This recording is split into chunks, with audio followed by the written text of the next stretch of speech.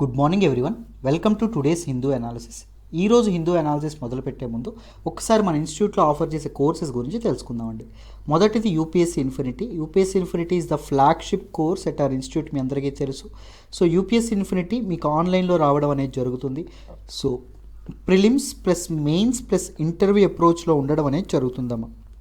From basics, పునాదుల నుంచి లోతుల నుంచి మీకు చెప్పడం అనేది జరుగుతుంది.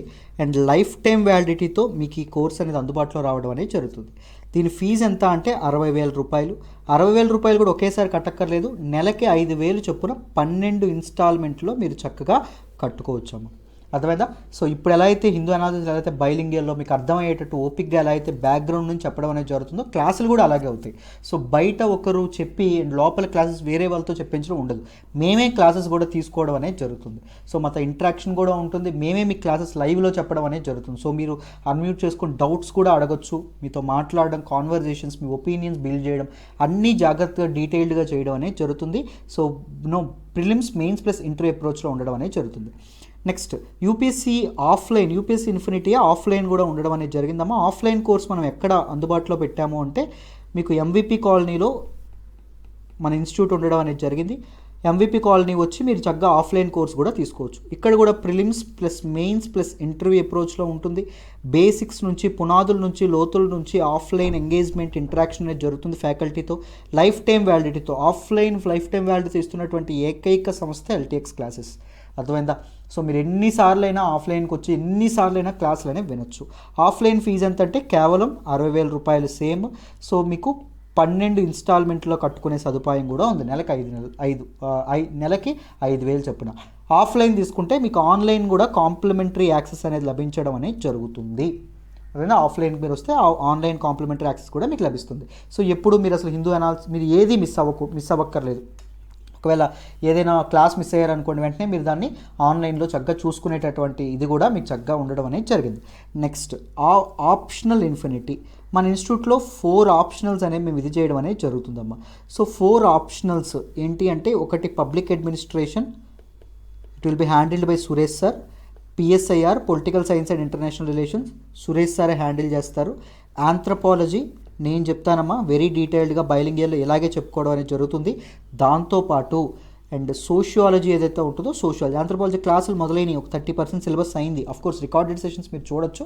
సోషియాలజీ 17th నుంచి క్లాసెస్ స్టార్ట్ అవుతున్నాయి. సో ఈలోపే జాయిన్ అవ్వడానికి ప్రయత్నించండి. సో ఆప్షనల్ ఫీజు ఎంత అంటే 30,000 రూపాయలు. 30,000 రూపాయలకి లైఫ్ టైం వ్యాలిడిటీ. సో 30,000 రూపాయలు కూడా మీరు ఒకసారి కట్టక్కర్లేదు. నెలకి 5,000 చొప్పున 6 ఇన్స్టాల్మెంట్లో మీరు చక్కగా కట్టుకోవచ్చు అమ్మ. అర్థమైందా? మీకు చక్కగా అందిస్తున్నటువంటి కోర్సెస్. సో మమ్మల్ని నమ్మి జాయిన్ అవ్వండి. మీ నమ్మకం వమ్ము కాదు. మీకు బేసిక్స్ నుంచి, పునాదుల నుంచి, లోతుల నుంచి మేము చెప్పడం అనేది జరుగుతుంది. రైట్? సో ఈరోజు హిందూ అనాలిసిస్ ఏదైతే ఉంటుందో, హిందూ అనాలిసిస్ స్టార్ట్ చేద్దాం. జాగ్రత్తగా వినండి అమ్మా. ఈరోజు హిందూ అనాలిసిస్లో మనం మాట్లాడుకోబోయే మొదటి ఆర్టికల్ వచ్చేసి, justice Ramana will be next chief justice of India. Very very important article regarding GS paper 2 అమ్మ. చాలా చాలా ఇంపార్టెంట్ ఆర్టికల్. ఈ ఆర్టికల్ని మనం ద హిందూలోని ఢిల్లీ ఎడిషన్లో పేజ్ నెంబర్ 1 నుంచి సెలెక్ట్ చేసుకోవడం అనేది జరిగింది. ఈ ఆర్టికల్ని డీటెయిల్డ్గా డిస్కస్ చేద్దాం. జాగ్రత్తగా వినండి. అసలు కంటెక్స్ట్ ఏంటి అంటే, నూతలపాటి వెంకటరమణ గారు ఎవరైతే ఉన్నారో ఆయన 48th చీఫ్ జస్టిస్ ఆఫ్ ఇండియాగా ఎన్నిక అవ్వబోతున్నారు.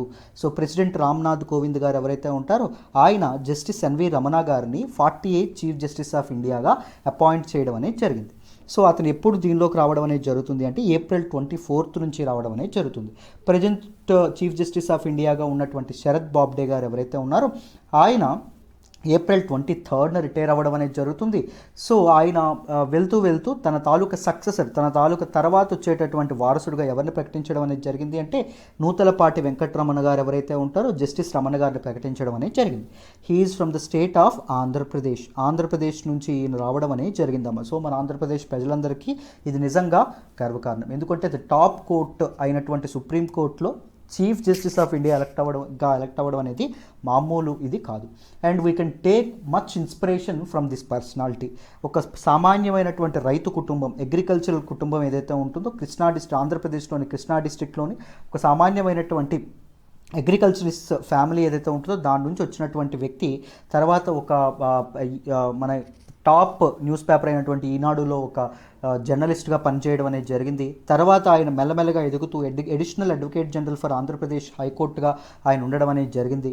తర్వాత ఆయన మన తాలూకా ఢిల్లీ హైకోర్టు చీఫ్ జస్టిస్గా కూడా పనిచేయడం అనేది జరిగింది. తర్వాత సుప్రీంకోర్టు జడ్జిగా మారడం అనేది జరిగింది. సో ఒక స్టెప్ ఒక్కొక్క మెట్టు ఎదుగుతూ చివరికి ఆయన చీఫ్ జస్టిస్ ఆఫ్ ఇండియాగా ఎన్నిక కాబడ్డం అనేది జరుగుతుంది. ఇది నిజంగా ఒక గర్వకారణమైనటువంటి విషయం. దాంతోపాటు ఇందిరాగాంధీ టైంలో ఉన్నటువంటి ఎమర్జెన్సీ టైం ఏదైతే ఉంటుందో, ఎమర్జెన్సీ గురించి నోరెత్తినటువంటి చాలా అతి తక్కువ మంది లాయర్స్ ఎవరైతే ఉంటారో అందులో మన జస్టిస్ ఎన్వి రమణ గారు ఎవరైతే ఉన్నారో ఆయన కూడా ఒక ఇంపార్టెంట్ పర్సనాలిటీ అండి. సో ఆ టైంలో దట్ ఈజ్ అన్కాన్స్టిట్యూషనల్. ఎమర్జెన్సీ టైంలో కొన్ని fundamental rights, of course fundamental rights అనేవి ప్రజలకు దూరం అవుతాయి, కానీ కొన్ని fundamental rights fundamental rights like article 21 right to life and personal Liberty, ఇలాంటివి మాత్రం ఒక వ్యక్తి నుంచి దూరం చేసే ఆ హక్కు అనేది ఏ గవర్నమెంట్కి, ఏ ప్రభుత్వానికి, ఏ స్టేట్కి లేదు అని చెప్పి ఈయన తన గళాన్ని వినిపించడం అనేది జరిగిందాం. One of the very very important personality. So chief justice of ఇండియాగా ఈయన ఇదవుతున్న టైంలో చీఫ్ జస్టిస్ ఆఫ్ ఇండియా యొక్క అపాయింట్మెంట్ ఎలా జరుగుతుంది, కొలీజియం సిస్టమ్ అంటే ఏంటి, సో దీని గురించి డీటెయిల్డ్గా ఇంపార్టెంట్ ఇవేవైతే ఉన్నాయో వాటిని డిస్కస్ చేద్దాం, జాగ్రత్తగా వినండి. So appointment of chief justice.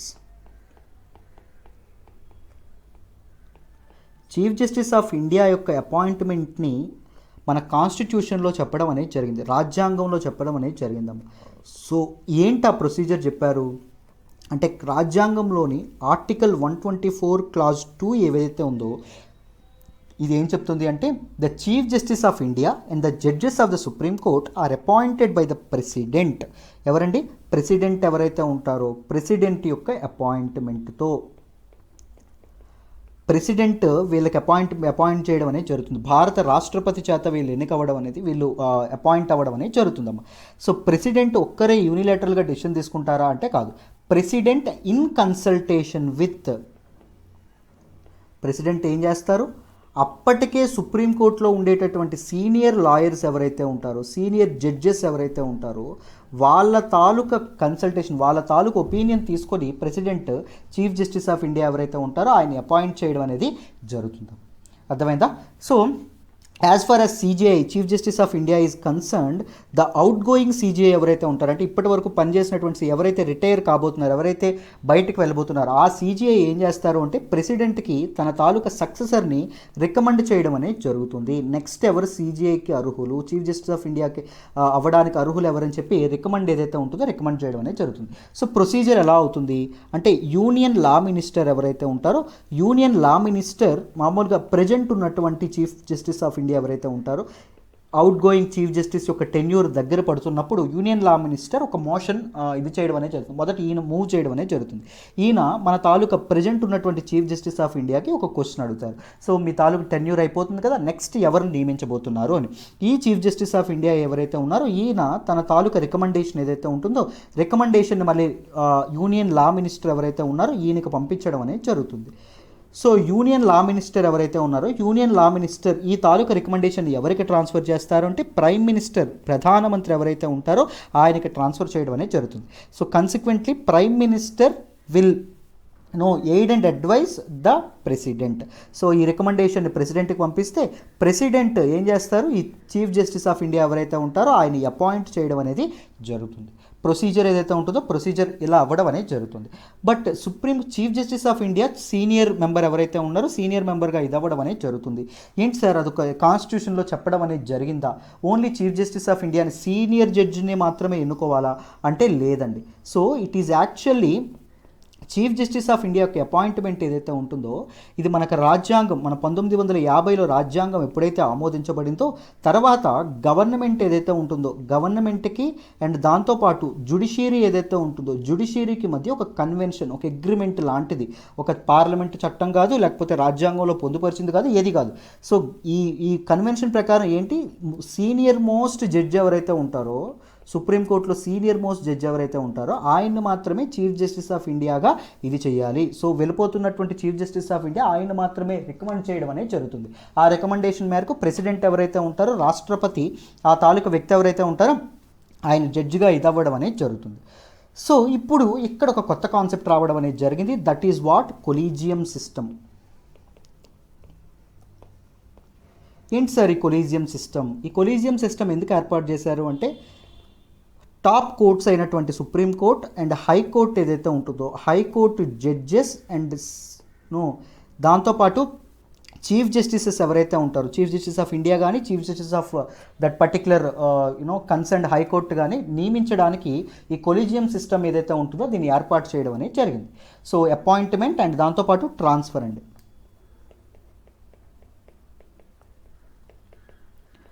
So ఈ కొలీజియం సిస్టమ్ యొక్క ఆవిర్భావం ఎలా జరిగింది, ఎవల్యూషన్ అనేది ఎలా జరిగిందని చెప్పి డీటెయిల్డ్గా డిస్కస్ చేద్దాం, జాగ్రత్తగా వినండి. సో మొదట మనం బ్యాక్గ్రౌండ్ నుంచి తెలుసుకోవాలి. సో కాన్స్టిట్యూషన్ నుంచి వద్దాం, రాజ్యాంగం నుంచి వద్దాం.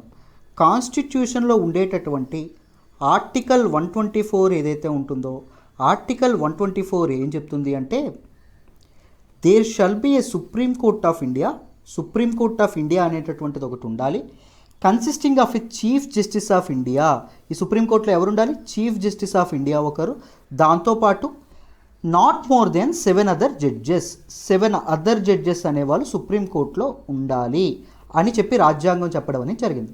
రాజ్యాంగం ఇంకొకటి చెప్పిందండో, సో ఈ 7 అదర్ జడ్జెస్, ఈ జడ్జెస్ యొక్క నెంబర్ పెంచేటటువంటి అధికారాన్ని ఎవరికి ఇచ్చారు అంటే, పార్లమెంట్ ఏదైతే ఉంటుందో పార్లమెంట్కి ఇవ్వడం అనేది జరిగింది. పార్లమెంట్ ఒక చట్టం చేసి, ఒక లా పాస్ చేసి, పార్లమెంట్ ఈ జడ్జి యొక్క నెంబర్ ఏదైతే ఉంటుందో అది పెంచొచ్చు. సో కన్సిక్వెంట్లీ పార్లమెంట్ చాలాసార్లు ఈ జడ్జెస్ యొక్క నెంబర్ పెంచడానికి చాలా చట్టాలు చేసింది. దాంతోపాటు సుప్రీంకోర్టులో జడ్జెస్ కూడా పెరుగుతూ రావడం అనేది జరిగింది. ఇప్పుడు నాకు సుప్రీంకోర్టులో మొత్తం ఎంతమంది జడ్జిలు ఉన్నారో మీరు కామెంట్ బాక్స్లో తెలియజేయండి. చీఫ్ జస్టిస్ ఆఫ్ ఇండియాతో పాటు ఇంకెక్స్ట్రా ఎంతమంది జడ్జెస్ ఉన్నారో నాకు తెలియజేయండి. నేను కామెంట్ బాక్స్లో ఎంతవరకు కరెక్ట్గా చెప్తారో చూస్తాను. రైట్. అయితే ఈ chief justice of India and other supreme court judges ఎవరైతే ఉంటారో వీళ్ళని ఎవరండి ఇది చేయడం అనేది జరుగుతుంది, అపాయింట్ చేయడం అనేది జరుగుతుంది. ఇందాక చెప్పుకున్నట్టు ప్రెసిడెంట్ ఎవరైతే ఉంటారో ప్రెసిడెంటే అపాయింట్ చేయాలని చెప్పేటటువంటిది ఏంటండి, ఆర్టికల్ 124 క్లాజ్ 2 ఏదైతే ఉంటుందో ఇది చెప్పడం అనేది జరుగుతుంది. ప్రెసిడెంట్ ఎలా అండి అపాయింట్ చేస్తారు, in consultation with such of the judges of the supreme court and of the high court in the states as president may deem necessary for the purpose and shall hold office until he attains the age of 65 years. So చూడండి, ఈ ఏం చెప్తారు, president ఎవరి తాలూకా కన్సల్టేషన్తో, senior judges ఎవరైతే ఉంటారో senior judges యొక్క కన్సల్టేషన్తో, supreme court యొక్క సీనియర్ జడ్జెస్ యొక్క కన్సల్టేషన్తో ఆ నిర్ణయం అనేది తీసుకోవాలి. అండ్ ఈ తాలూకా chief justice of India and 7 other judges ఎప్పటి వరకు అండి దీనిలో ఉంటారు, 65 years వాళ్ళకు వచ్చేంత వరకు వాళ్ళు వాళ్ళ తాలూకా పదవి ఏదైతే ఉంటుందో దానిలో కొనసాగడం అనేది జరుగుతుంది. So as for as judicial appointments, A appointment judges కానీ లేకపోతే చీఫ్ జస్టిస్ ఆఫ్ ఇండియా కానీ వీళ్ళని నియమించేటప్పుడు, వీళ్ళని అపాయింట్ చేసేటప్పుడు it is obligatory, it is mandatory. గుర్తుపెట్టుకోండి, it is mandatory for the president to consult these people ఎవరైతే ఉన్నారో, చీఫ్ జస్టిస్ ఆఫ్ ఇండియా ఎవరైతే ఉంటారో వాళ్ళ ఒపీనియన్ తప్పకుండా తీసుకోవాలమ్మా. చీఫ్ జస్టిస్ ఆఫ్ ఇండియా యొక్క ప్రజెంట్ ఉన్నటువంటి చీఫ్ జస్టిస్ ఆఫ్ ఇండియా యొక్క ఒపీనియన్ తప్పకుండా తీసుకోవాలి. And the opinion of the chief justice of India is binding on the government. Chief justice of India ఎవరిని నియమించమంటే గవర్నమెంట్ వాళ్ళనే నియమించాలి, అది తప్పదు. రైట్, జాగ్రత్తగా గుర్తుపెట్టుకోండి. అయితే ఇప్పుడు నడుస్తున్నటువంటి ఇది చూడండి. సో అపాయింట్మెంట్ ప్రొసీజర్ ఏదైతే ఉంటుందో ప్రజెంట్ ఉన్నటువంటి కొలీజియం సిస్టమ్కి ఎలా ఎవాల్వ్ అయింది, కొలీజియం సిస్టమ్ అంటే ఏంటి, ఇవన్నీ తెలుసుకుందాం, జాగ్రత్తగా వినండి. సో మనకి మీ అందరికీ తెలుసు 1947 ఆగస్టు 15 ఆగస్టు ఏదైతే ఉంటుందో అప్పుడు మనకి ఏం రావడం అనేది జరిగింది, స్వాతంత్రం రావడం అనేది జరిగింది. తర్వాత 1950 మీకు January 26 ఏదైతే ఉంటుందో 26న మన రాజ్యాంగం ఏదైతే ఉంటుందో అది ఎన్ఫోర్స్మెంట్లోకి రావడం అనేది, ఎన్ఫోర్స్ అవ్వడం అనేది జరిగింది. సో రాజ్యాంగం ప్రకారం so according to the constitution and 1973 వరకు 1973 వరకు జరిగినటువంటి మ్యాటర్ ఏంటో చూద్దాం. 1973 వరకు ఏం జరిగిందంటే president chief justice of India and remaining judges of supreme కోర్ట్ని ఎలా నియమించేవాళ్ళు అంటే, మన తాలూకా చీఫ్ జస్టిస్ ఆఫ్ ఇండియా అప్పటికే పనిచేస్తున్నటువంటి chief justice of India and other judges ఎవరైతే ఉంటారో వీళ్ళ తాలూకా కన్సల్టేషన్, వీళ్ళని కన్సల్ట్ చేసి రాజ్యాంగం చెప్పినట్టే వీళ్ళని కన్సల్ట్ చేసి ఇది అవ్వడం అనేది జరిగింది. సో అప్పుడు ఈ ఈ మధ్యకాలంలో 1950 నుంచి 1973 ఏదైతే ఉంటుందో ఇక్కడ వరకు ఈ ఇద్దరి మధ్య ఒక కన్సెన్సస్, ఒక ఒప్పందం, ఒక కన్వెన్షన్ లాంటిది ఎవరి మధ్య, గవర్నమెంట్ ఆఫ్ ఇండియా అండ్ దాంతోపాటు చీఫ్ మన తాలూకా జ్యుడిషియల్ ఇదేదైతే ఉంటుందో జ్యుడిషియరీ ఏదైతే ఉంటుందో వీళ్ళ మధ్య. So chief justice of India ఎవరైతే ఉంటారో ఆయన ఎవరై ఉండాలి అంటే తప్పకుండా senior most judge of supreme court ఎవరైతే ఉంటారో ఆయన్నే అపాయింట్ చేయాలి అనేటటువంటి ఇదేదైతే ఉంటుందో ఇది అవ్వడం అనేది జరిగింది. ఈ సీనియర్ మోస్ట్ జడ్జిని ఎవరండి రికమెండ్ చేస్తారు? Chief justice of India. అప్పటికున్నటువంటి chief justice of India recommend చేయడం అనేది జరిగింది. కానీ 1973లో ఒక వింత పరిణామం అనేది చోటు చేసుకుంటుంది. అప్పుడు ఏఎన్ రాయ్ అనేటటువంటి ఒక వ్యక్తి ఎవరైతే ఉంటారో ఈయన చీఫ్ జస్టిస్ ఆఫ్ ఇండియాగా ఇది అవ్వడం అనేది జరుగుతుంది, అపాయింట్ చేయడం అనేది జరుగుతుంది. ఈయన సీనియర్ మోస్ట్ సుప్రీంకోర్టు జడ్జా అంటే కాదండి, ఈయనకంటే సుపీరియర్ సుప్రీంగా ఎవరు ఉంటారు అంటే 3 అదర్ జడ్జెస్ ఉండడం అనేది జరుగుతుంది. బట్ 3 అదర్ జడ్జెస్ ఉన్నప్పటికీ ఏఎన్ రాయ్ని ఎవరైతే ఉంటారో ఈయన నియమిస్తారు. ఎందుకు అంటే కేశవానంద భారతి కేసు అనేటటువంటి ఒక కేసు ఉంటుంది. దానిలో కేశవానంద భారతి కేసులో రాజ్యాంగం basic structure of the constitution ఏదైతే ఉంటుందో, రాజ్యాంగం యొక్క మౌలిక నిర్మాణం ఏదైతే ఉంటుందో దాన్ని ఎమెండ్ చేసేటటువంటి పవర్ అనేది పార్లమెంట్కి ఉంటుందా ఉండదా అనేటటువంటి ప్రశ్న ఏదైతే ఉంటుందో ఆ ప్రశ్న తలెత్తుంది. సో మన తాలూకా ఏఎన్ రాయ్ ఎవరైతే ఉంటారో ఈయన గవర్నమెంట్కి సపోర్ట్ చేయడం అనేది జరిగింది. ఆ టైంలో గవర్నమెంట్కి సపోర్ట్ చేస్తూ పార్లమెంట్కి ఎమెండ్ చేసేటటువంటి అధికారం ఉంటుందని చెప్పారు. బట్ ఎక్కువ మంది ఆ బెంచ్ ఏదైతే ఉంటుందో ఆ కాన్స్టిట్యూషనల్ బెంచ్ ఏదైతే ఏర్పడిందో దానిలో ఎక్కువ మంది రాజ్యాంగాన్ని అమెండ్ చేయొచ్చు కానీ మౌలిక నిర్మాణాన్ని బేసిక్ స్ట్రక్చర్ ఆఫ్ ద కాన్స్టిట్యూషన్కి ఎటువంటి మార్పులు చేసేటటువంటి అధికారం పార్లమెంట్కి లేదు. బేసిక్ స్ట్రక్చర్లో ఏమొస్తుంది? Separation of powers, federal structure, democracy ఇలాంటివన్నీ బేసిక్ స్ట్రక్చర్లోకి రావడం అనేది జరుగుతుంది. జ్యుడిషియల్ రివ్యూ ఇవన్నీ బేసిక్ స్ట్రక్చర్లోకి, వాటిని మాత్రం వాటిలో మార్పులు చేసేటటువంటి అధికారం పార్లమెంట్కి లేదని చెప్పి సుప్రీంకోర్టు తీర్మానించడం అనేది జరుగుతుంది. సో గవర్నమెంట్కి ఎగనెస్ట్గా ఈ 3 అదర్ జడ్జెస్ ఎవరైతే ఉన్నారో, చీఫ్ అంటే సీనియర్ జడ్జెస్ ఎవరైతే ఉన్నారో వాళ్ళు ఉండడం వల్ల గవర్నమెంట్కి ఆ కేసులో సపోర్ట్ చేసినటువంటి ఏఎన్ రాయ్ ఎవరైతే ఉన్నారో ఈయన్ని చీఫ్ జస్టిస్ ఆఫ్ ఇండియాగా నియమించడం అనేది జరుగుతుంది. తర్వాత 1977లో ఇప్పుడు ఏం జరుగుతుంది అంటే ఎనదర్ జడ్జ్ ఎవరైతే ఉంటారో ఇంకొక జడ్జిని కూడా వాళ్ళ సీనియర్స్ని కాకుండా ఈయన్ని ఇది చేయడం అనేది జరుగుతుంది. సో అప్పుడు executive 3 organs of the government మీ అందరికీ తెలుసు, లెజిస్లేచర్, ఎగ్జిక్యూటివ్ అండ్ జ్యుడిషియరీ. ఎగ్జిక్యూటివ్కి అండ్ జ్యుడిషియరీ ఏదైతే ఉంటుందో జ్యుడిషియరీకి వీళ్ళిద్దరి మధ్య ఏంటి ఒక క్లాష్ అండ్ కాన్ఫ్లిక్ట్ ఏదైతే ఉంటుందో కాన్ఫ్లిక్ట్ రావడం అనేది జరుగుతుంది. Judicial independence is very very very necessary to sustain democracy. ప్రజల యొక్క వాయిస్ అనేది నిలబడాలంటే, తప్పప్పులు నెంచాలంటే జ్యుడిషియరీ ఏదైతే ఉంటుందో దానికి ఇండిపెండెన్స్ ఉండాలి. But when you are controlling the judiciary, so మీరేం చేస్తారు? చీఫ్ జస్టిస్ ఆఫ్ ఇండియా లాంటి పదవులు అనేవి ఆశ చూపించి గవర్నమెంట్ అనేది కంట్రోల్ చేస్తుంది. గవర్నమెంట్కి ఎగనెస్ట్గా ఉన్నావా నీకు చీఫ్ జస్టిస్ ఆఫ్ ఇండియా పదవి ఇవ్వము, గవర్నమెంట్కి సపోర్ట్ చేసావా నీకు పదవి ఇస్తాము అని చెప్పేటటువంటి పద్ధతి ఏదైతే ఉంటుందో అది జ్యుడిషియల్ ఇండిపెండెన్స్ ఏదైతే ఉంటుందో, జ్యుడిషియరీ యొక్క స్వతంత్రం ఏదైతే ఇండిపెండెన్స్ ఏదైతే ఉంటుందో, న్యాయ వ్యవస్థ యొక్క స్వతంత్రం అటానమీ ఏదైతే ఉంటుందో దానికి తూట్లు చేసేటటువంటి అధికారం ఒక ఇదేదైతే ఉంటుందో అది ఉండడం అనేది జరిగిందండి. సో అప్పుడు 1982లో ఏం జరిగింది అంటే ఫస్ట్ జడ్జ్ కేసు ఏదైతే ఉంటుందో ఇది రావడం అనేది జరిగింది. ఏమైందమ్మా? ఫస్ట్ జడ్జ్ కేసు ఏదైతే ఉంటుందో ఇది అవ్వడం అనేది జరిగింది. దీన్నే మనం SP Gupta case or first judge case అని కూడా అంటాం. సో దీనిలో ఏం జరిగింది? సుప్రీంకోర్టులో 1982లో ఒక పిటిషన్ అనేది ఇవ్వడం అనేది జరిగింది. సో ఒక మేజర్ పాయింట్ ఏం డిస్కస్ చేశారు అంటే ఆర్టికల్ 124 క్లాజ్ 2లో ఏం చెప్పారు? Chief justice of India and దాంతోపాటు other supreme court judges will be appointed by president in consultation with other judges అని చెప్పారు కదా. సో కన్సల్టేషన్ అంటే కాన్కరెన్సా? కన్సల్టేషన్ అంటే కాన్కరెన్సా అంటే is it binding on the president?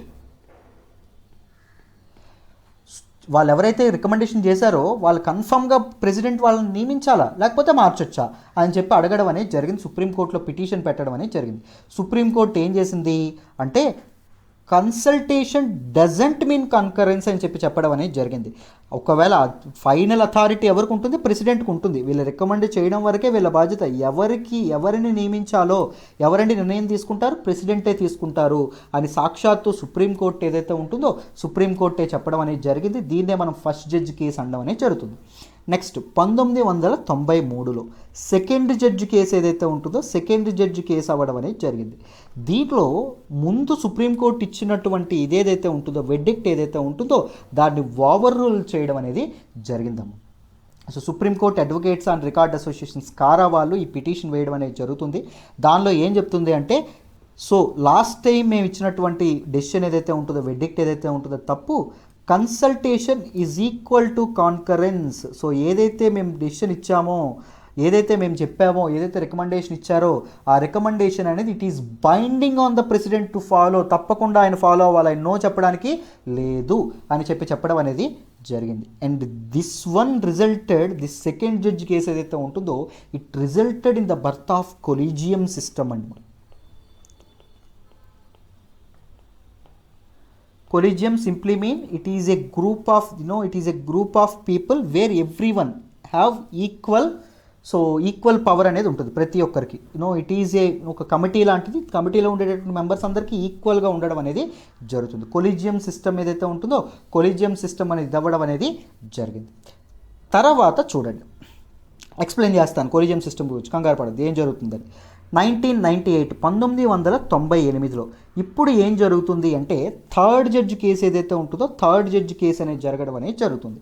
So దీనిలో ఏం చేస్తారు అంటే ప్రెసిడెంట్, మీ అందరికీ తెలుసు ప్రెసిడెంట్కి ఏదైనా నిర్ణయాల మీద ఇది ఉంటే ప్రెసిడెంట్ ఎవరి తాలూకు డెసిషన్ తీసుకోవచ్చు, సుప్రీంకోర్టు యొక్క సలహా అనేది అడగచ్చు. సో అప్పుడు ఉన్నటువంటి ప్రెసిడెంట్ ఎవరైతే ఉన్నారో ఆయన సుప్రీంకోర్టు యొక్క సలహా అనేది అడగడం అనేది జరిగింది. ఏంటి, సో మనకి ఆర్టికల్ 124 ఏదైతే ఉంటుందో దానిలో కన్సల్టేషన్ అనేటటువంటి పదం వాడారు. కన్సల్టేషన్ అంటే ఏంటి ఆర్టికల్ 124 ఒకటి, దాంతోపాటు ఆర్టికల్ 217, ఆర్టికల్ 222 ఈ 3 ఆర్టికల్స్లో కన్సల్టేషన్ అనేటటువంటి పదం వాడారు.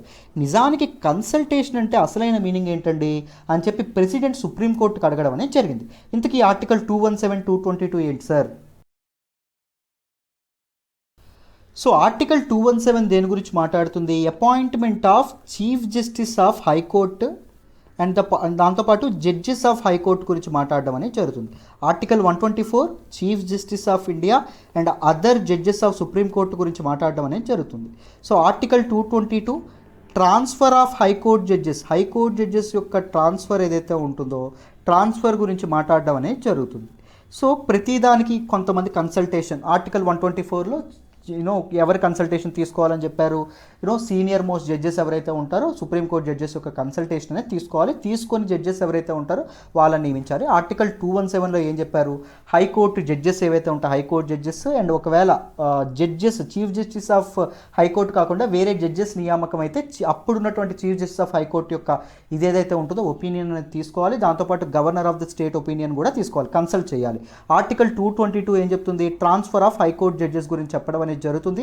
సో ఎవరిని కన్సల్ట్ చేయాలని చెప్తుంది అంటే అవతలు ఉండేటటువంటి, సో ఇప్పుడు సపోజ్ ఆంధ్రప్రదేశ్ నుంచి తెలంగాణకి ఇక జడ్జి అనే వాళ్ళు ట్రాన్స్ఫర్ అవుతున్నారు అనుకోండి తెలంగాణ స్టేట్కి. సో తెలంగాణ స్టేట్ యొక్క చీఫ్ జస్టిస్ ఎవరైతే ఉంటారో high court chief justice and Andhra Pradesh chief justice high court chief justice యొక్క వాళ్ళని కన్సల్ట్ చేసిన తర్వాతే ట్రాన్స్ఫర్ చేయాలి. ఇలా కొన్ని నియమాలు పెట్టడం అనేది జరిగింది. మరి ఇంతకీ కన్సల్టేషన్ అంటే అర్థం ఏంటి సార్ అని చెప్పి థర్డ్ జడ్జి కేసులో ఏదైతే ఉంటుందో దానిలో మన తాలూకా ఇతను ఎవరైతే ఉన్నారో ఆయన అడగడం అనేది జరిగింది. సో అప్పుడు మన తాలూకా చీఫ్ జస్టిస్ మన తాలూకా సుప్రీంకోర్టు ఏం చెప్పింది అంటే the chief justice won't be the only one as a part of the consultation process. ఈ కన్సల్టేషన్ ప్రాసెస్ ఏదైతే ఉంటుందో దానిలో చీఫ్ జస్టిస్ మాత్రమే ఉండకూడదు. Consultation would include a collegium of 4 senior most judges of the supreme court. ఈ chief justice ఎవరైతే ఉంటారో ఆయనతో పాటు 4 senior most judges of the supreme court వీళ్ళు కూడా ఉండాలి అని చెప్పడం అనేది జరిగింది. ఒకవేళ ఈ 4 సీనియర్ మోస్ట్ జడ్జెస్లో ఇద్దరు లేదు అన్నారు అనుకోండి, ఇద్దరు ఆ పలానా వ్యక్తిని అపాయింట్ చేయకూడదంటే చీఫ్ జస్టిస్ ఆఫ్ ఇండియా తన తాలూకా రికమెండేషన్ అనేది ట్రాన్స్ఫర్ చేయకూడదు, రికమెండేషన్ అనేది ప్రెసిడెంట్కి పంపించకూడదు. అర్థమైందా?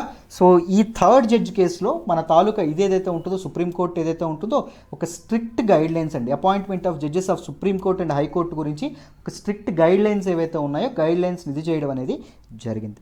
సో కొలీజియం సిస్టమ్ ఏదైతే ఉంటుందో కొలీజియం సిస్టమ్ ఆవిర్భవించడం అనేది జరిగింది. ఇప్పుడు ఈ కొలీజియం సిస్టమ్ గురించి మాట్లాడదాం, మీకు ఈజీగా అర్థమైపోతుంది, జాగ్రత్తగా వినండి. సో ఈ సిస్టమ్ ఏదైతే ఉంటుందో, in the system of appointment of judges the collegium will recommend the names of the candidates to the central government. So ఇప్పుడు చీఫ్ జస్టిస్ ఆఫ్ ఇండియా ఇది చేయరు, చీఫ్ జస్టిస్ ఆఫ్ ఇండియా దాంతోపాటు 4 other senior most judges ఎవరైతే ఉంటారో వీళ్ళందరూ కలిపి వాళ్ళ తాలూకా names ఏవైతే ఉన్నాయో అవి సెంట్రల్ గవర్నమెంట్ ఆఫ్ ఇండియా ఏదైతే ఉంటుందో దానికి రికమెండ్ చేయడం అనేది జరుగుతుంది. అండ్ సెంట్రల్ గవర్నమెంట్ ఏదైతే ఉంటుందో సెంట్రల్ గవర్నమెంట్ కూడా వాళ్ళు ఎవరైతే బాగుంటారో అనుకుంటున్నారో వాళ్ళ నేమ్స్ కూడా ముందు పెట్టడం అనేది జరుగుతుంది. అర్థమైందా? సో ఈ తాలూకా ఇంతకాలంలో నిర్ణయం తీసుకోవాలనేటటువంటి టైం లిమిట్ ఏదైతే ఉందా అంటే లేదండి. So chief justice of India 4 other senior judges suppose ఒక 3 జడ్జిలను అపాయింట్ చేయాలని చెప్పి ఈ కొలీజియం ఏదైతే ఉంటుందో ఈ కొలీజియం పంపించింది అనుకోండి, it is not binding on the government పలానా కన్ఫామ్గా వాళ్ళని అపాయింట్ చేయాలి, అందులో డౌటే లేదు.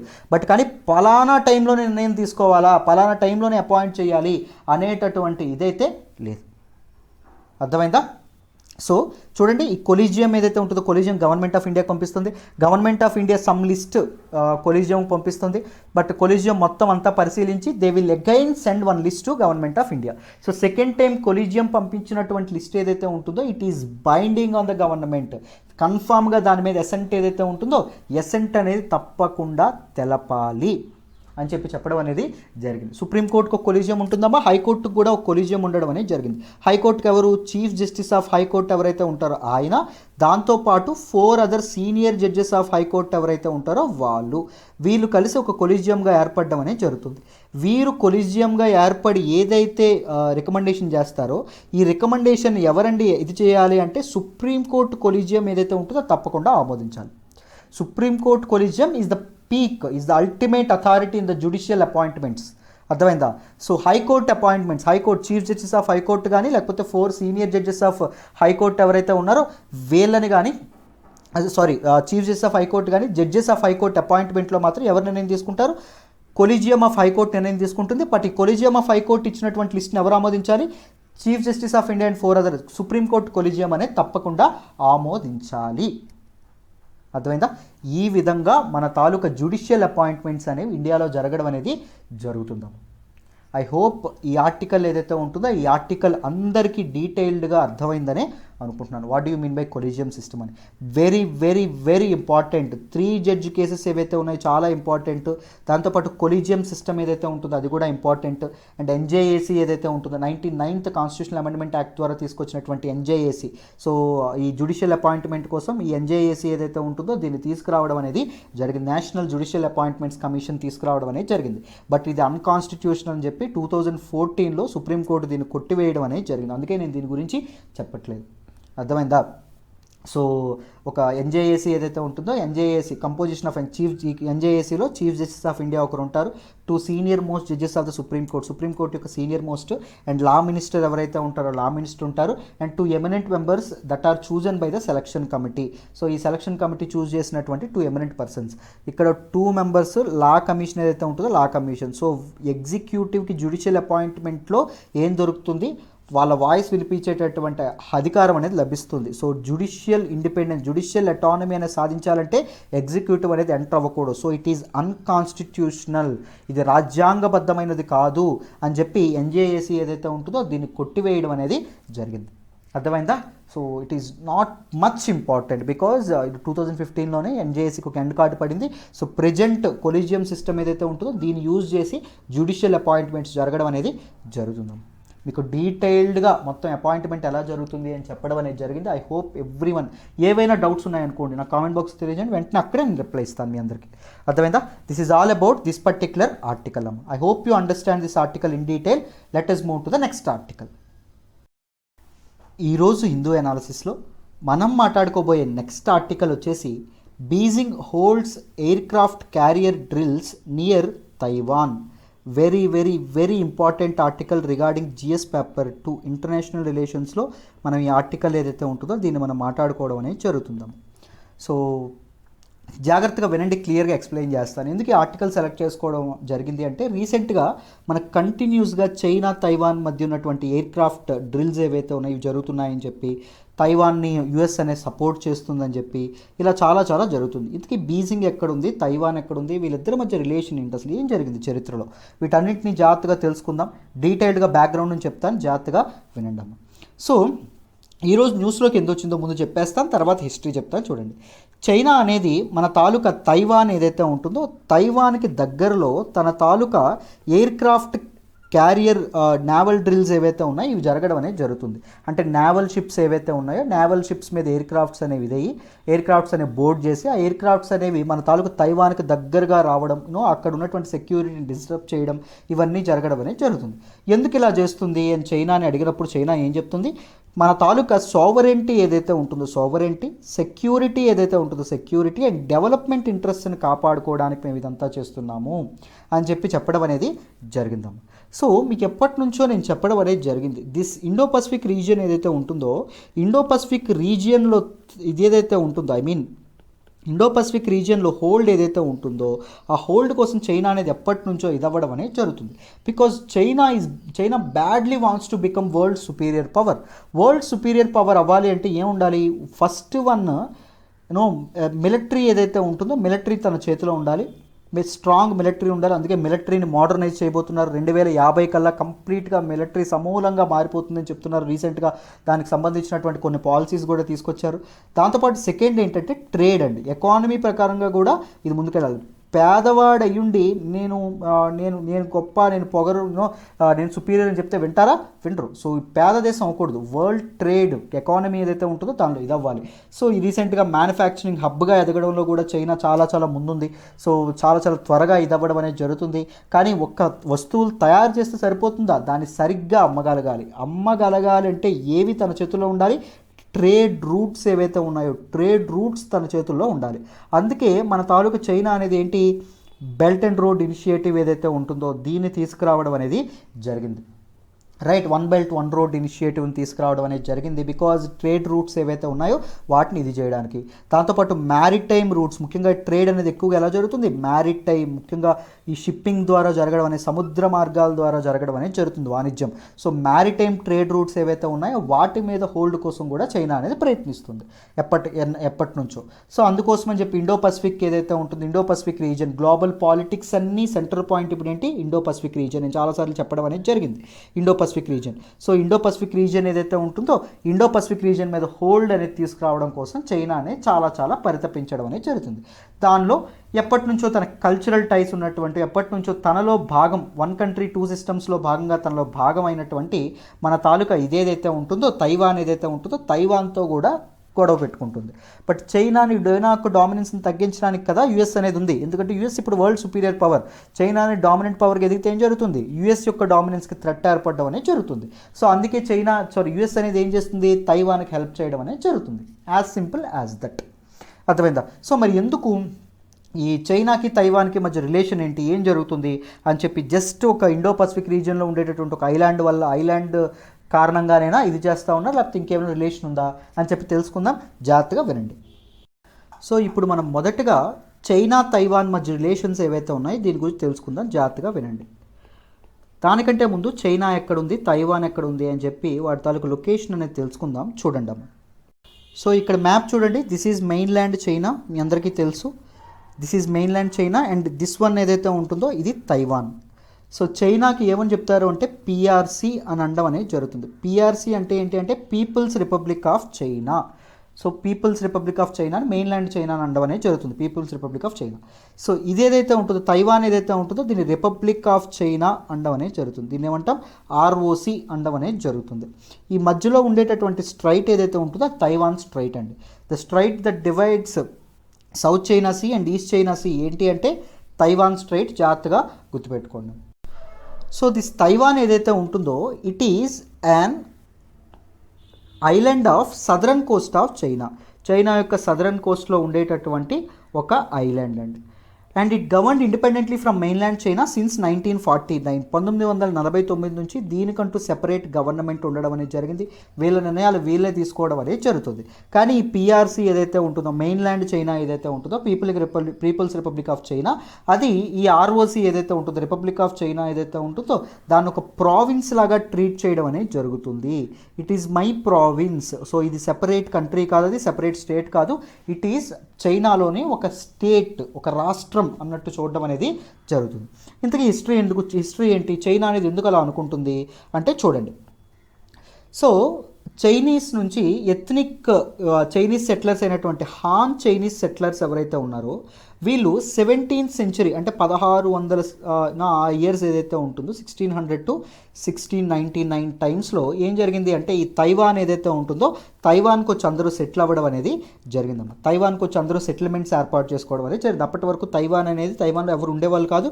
17th సెంచరీలో ఎథ్నిక్ హాన్ చైనీస్ సెటిలర్స్ ఎవరైతే ఉన్నారో వాళ్ళు తైవాన్కి మూవ్ అవ్వడం అనేది జరిగింది. తర్వాత చైనాను పరిపాలిస్తున్నటువంటి చింగ్ డైనాసిటీ ఏదైతే ఉంటుందో ఈ చింగ్ డైనాసిటీ, ఇది కింగ్ డైనాసిటీ కాదండి, చింగ్ డైనాసిటీ. ఈ చింగ్ డైనాసిటీ ఏం చేసింది అంటే లేట్ 1600s ఏదైతే ఉంటుందో 1690s టైంలోని ఆ తైవాన్ ఏదైతే ఉంటుందో దాన్ని ఎనెక్స్ చేసుకోవడం అనేది జరిగింది. సో ఆఫ్టర్ 1895లో సైనో జపనీస్ వార్ ఏదైతే జరిగిందో ఈ సైనో జపనీస్ వార్లో ఓడిపోయినటువంటి చైనా జపాన్కి ఈ తాలూకా తైవాన్ ఏదైతే ఉంటుందో తైవాన్ అప్పగించడం అనేది జరిగింది. యాజ్ పర్ ఏ ట్రీటీ, ఒక ఒప్పందం ద్వారా అప్పగించడం అనేది జరిగింది. సో మన తాలూకా జపాన్ ఏదైతే ఉంటుందో జపాన్ 1945 వరకు 1945 వరకు జపాన్ తైవాన్ని పరిపాలించడం అనేది జరిగింది. ఒక కాలనీగా మన బ్రిటిష్ వాళ్ళు మనల్ని ఎలా పరిపాలించారో జపాన్ ఈ తాలూకా తైవాన్ని పరిపాలించడం అనేది జరిగింది. సో తర్వాత రిపబ్లిక్ ఆఫ్ చైనా, మెయిన్లాండ్ చైనాలో ఉండేటటువంటి ఇదేదైతే ఉందో మెయిన్లాండ్ చైనాలో ఉండేటటువంటి గవర్నమెంట్ ఆర్ఓసి అంటే రిపబ్లిక్ ఆఫ్ చైనా. ఇప్పుడు అది తైవాన్లో ఉందనుకోండి. ఆర్ఓసి ఏదైతే ఉంటుందో ఆర్ఓసి తైవాన్లో ఉండేటటువంటి జపాన్ మిలిటరీ ఫోర్సెస్ ఏవైతే ఉన్నాయో వాటి మీద అటాక్ చేసి జపాన్ను ఓడించేసి మళ్ళీ మన తాలూకా తైవాన్ ఏదైతే ఉంటుందో తైవాన్ని తమతో కలుపుకోవడం అనేది జరుగుతుంది, చైనాలో కలుపుకోవడం అనేది జరుగుతుంది.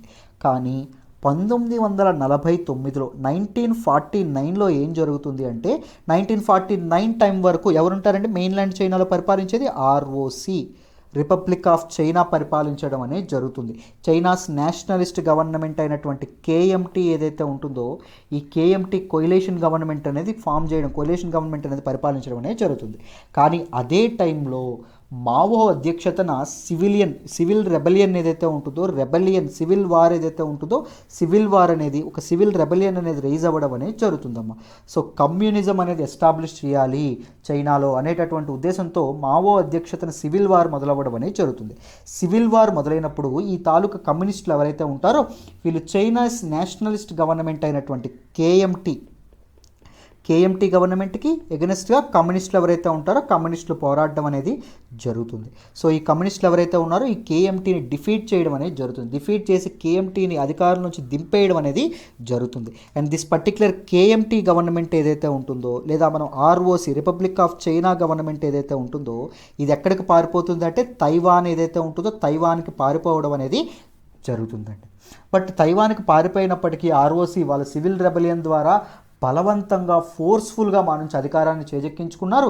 So we are the legitimate people to govern both mainland చైనాని దాంతోపాటు ఐలాండ్ అయినటువంటి తైవాన్ని మేమే పరిపాలించాలి అని చెప్పి ఈ కేఎంటీ వాళ్ళు ఎవరైతే ఉన్నారో వాళ్ళు చెప్పడం అనేది జరిగింది. అండ్ ఈవెన్ మన తాలూకా యుఎస్ఏ లాంటి గవర్నమెంట్స్ ఏవైతే ఉన్నాయో యుఎస్ఏ కూడా ఎవరికి సపోర్ట్ చేసింది అంటే ఈ కేఎంటీ గవర్నమెంట్. అప్పటి వరకు ఫార్మల్ గవర్నమెంట్గా ROC republic of China government ఏదైతే ఉంటుందో దానికే సపోర్ట్ చేయడం అనేది జరిగింది. వెస్టర్న్ పవర్స్ కూడా వీళ్ళకే సపోర్ట్ చేయడం అనేది జరిగింది. సో అప్పుడు తర్వాత ఏం జరిగింది అంటే వాషింగ్టన్ మన తాలూకా కాకపోతే సోవియట్ యూనియన్ చూడండి మీకు అన్ని వరల్డ్ పవర్ ఏదైతే ఉంటుందో మీకు సెకండ్ వరల్డ్ వార్ తర్వాత గ్లోబల్ వరల్డ్ ఆర్డర్ ఏదైతే ఉంటుందో కంప్లీట్గా మారిపోతుంది. ఎందుకంటే USSR world was polarised into 2 types. ఒకటి యుఎస్ఎస్ఆర్, రెండవది ఏంటి యుఎస్. వెస్టర్న్ పవర్స్ అని యుఎస్ అండర్లో ఉంటాయి, దాంతోపాటు ఈస్టర్న్ పవర్స్ అని యుఎస్ఎస్ఆర్ అండర్లో ఉంటాయి. యుఎస్ఎస్ఆర్ ఎవరికి సపోర్ట్ చేస్తుంది? యుఎస్ఎస్ఆర్ కూడా కమ్యూనిజంకి సంబంధించింది కదా. మావోస్ కమ్యూనిస్టులు ఎవరైతే ఉంటారో వాళ్ళకి ఆర్టిలరీ కానీ వాళ్ళకి వెపన్స్ కానీ సప్లై చేయడం అనేది జరుగుతుంది. సో కమ్యూనిస్ట్ పాలన రావడంలో యుఎస్ఎస్ఆర్ యొక్క సపోర్ట్ అంతా ఇంత కాదు చైనాలో, అర్థమైందా? బట్ యుఎస్ అనేది ఎవరికి సపోర్ట్ చేస్తుంది? యుఎస్ఎస్ఆర్ దానికి సపోర్ట్ చేస్తుంది కదా. మరి యుఎస్ అనేవి ఆగర్భ శత్రువులు కదా, రెండు ఎనిమీస్ కదా. యుఎస్ అనేది ఎవరికి సపోర్ట్ చేస్తుంది? తైవాన్కి పారిపోయినటువంటి ఆర్ఓసికి సపోర్ట్ చేయడం అనేది జరుగుతుంది. కానీ తర్వాత నెక్సాన్స్ అడ్మినిస్ట్రేషన్ ఎప్పుడైతే వస్తుందో నెక్సాన్ ఎవరైతే ప్రెసిడెంట్ అవ్వడం అనేది జరుగుతుందో ఎక్కడ అమెరికాలో యుఎస్ఏలో ఆయన వచ్చిన తర్వాత మెల్లమెల్లగా ఈ తైవాన్లో ఉన్నటువంటి ఆర్ఓసికి ప్రాతినిధ్యం తగ్గడం అనేది జరుగుతుంది. ప్రాతినిధ్యం తగ్గి యుఎస్ కూడా ఏం చేస్తుంది? ప్లేట్ తిప్పేస్తుంది. యుఎస్ ప్లేట్ తిప్పి కమ్యూనిస్ట్ గవర్నమెంట్ ఏదైతే ఉంటుందో PRC government, People's republic of Chinese government ఏదైతే ఉంటుందో దానికే వాళ్ళు సపోర్ట్ చేయడం అనేది జరుగుతుంది. 1971లో 1971లో ఏం జరుగుతుంది, యునైటెడ్ నేషన్స్లో చైనాని ఎవరు రిప్రజెంట్ చేసేవాళ్ళు 1971 వరకు అంటే ఆర్ఓసి ఏదైతే ఉంటుందో Republic of China support represent చేయడం అనేది జరిగింది.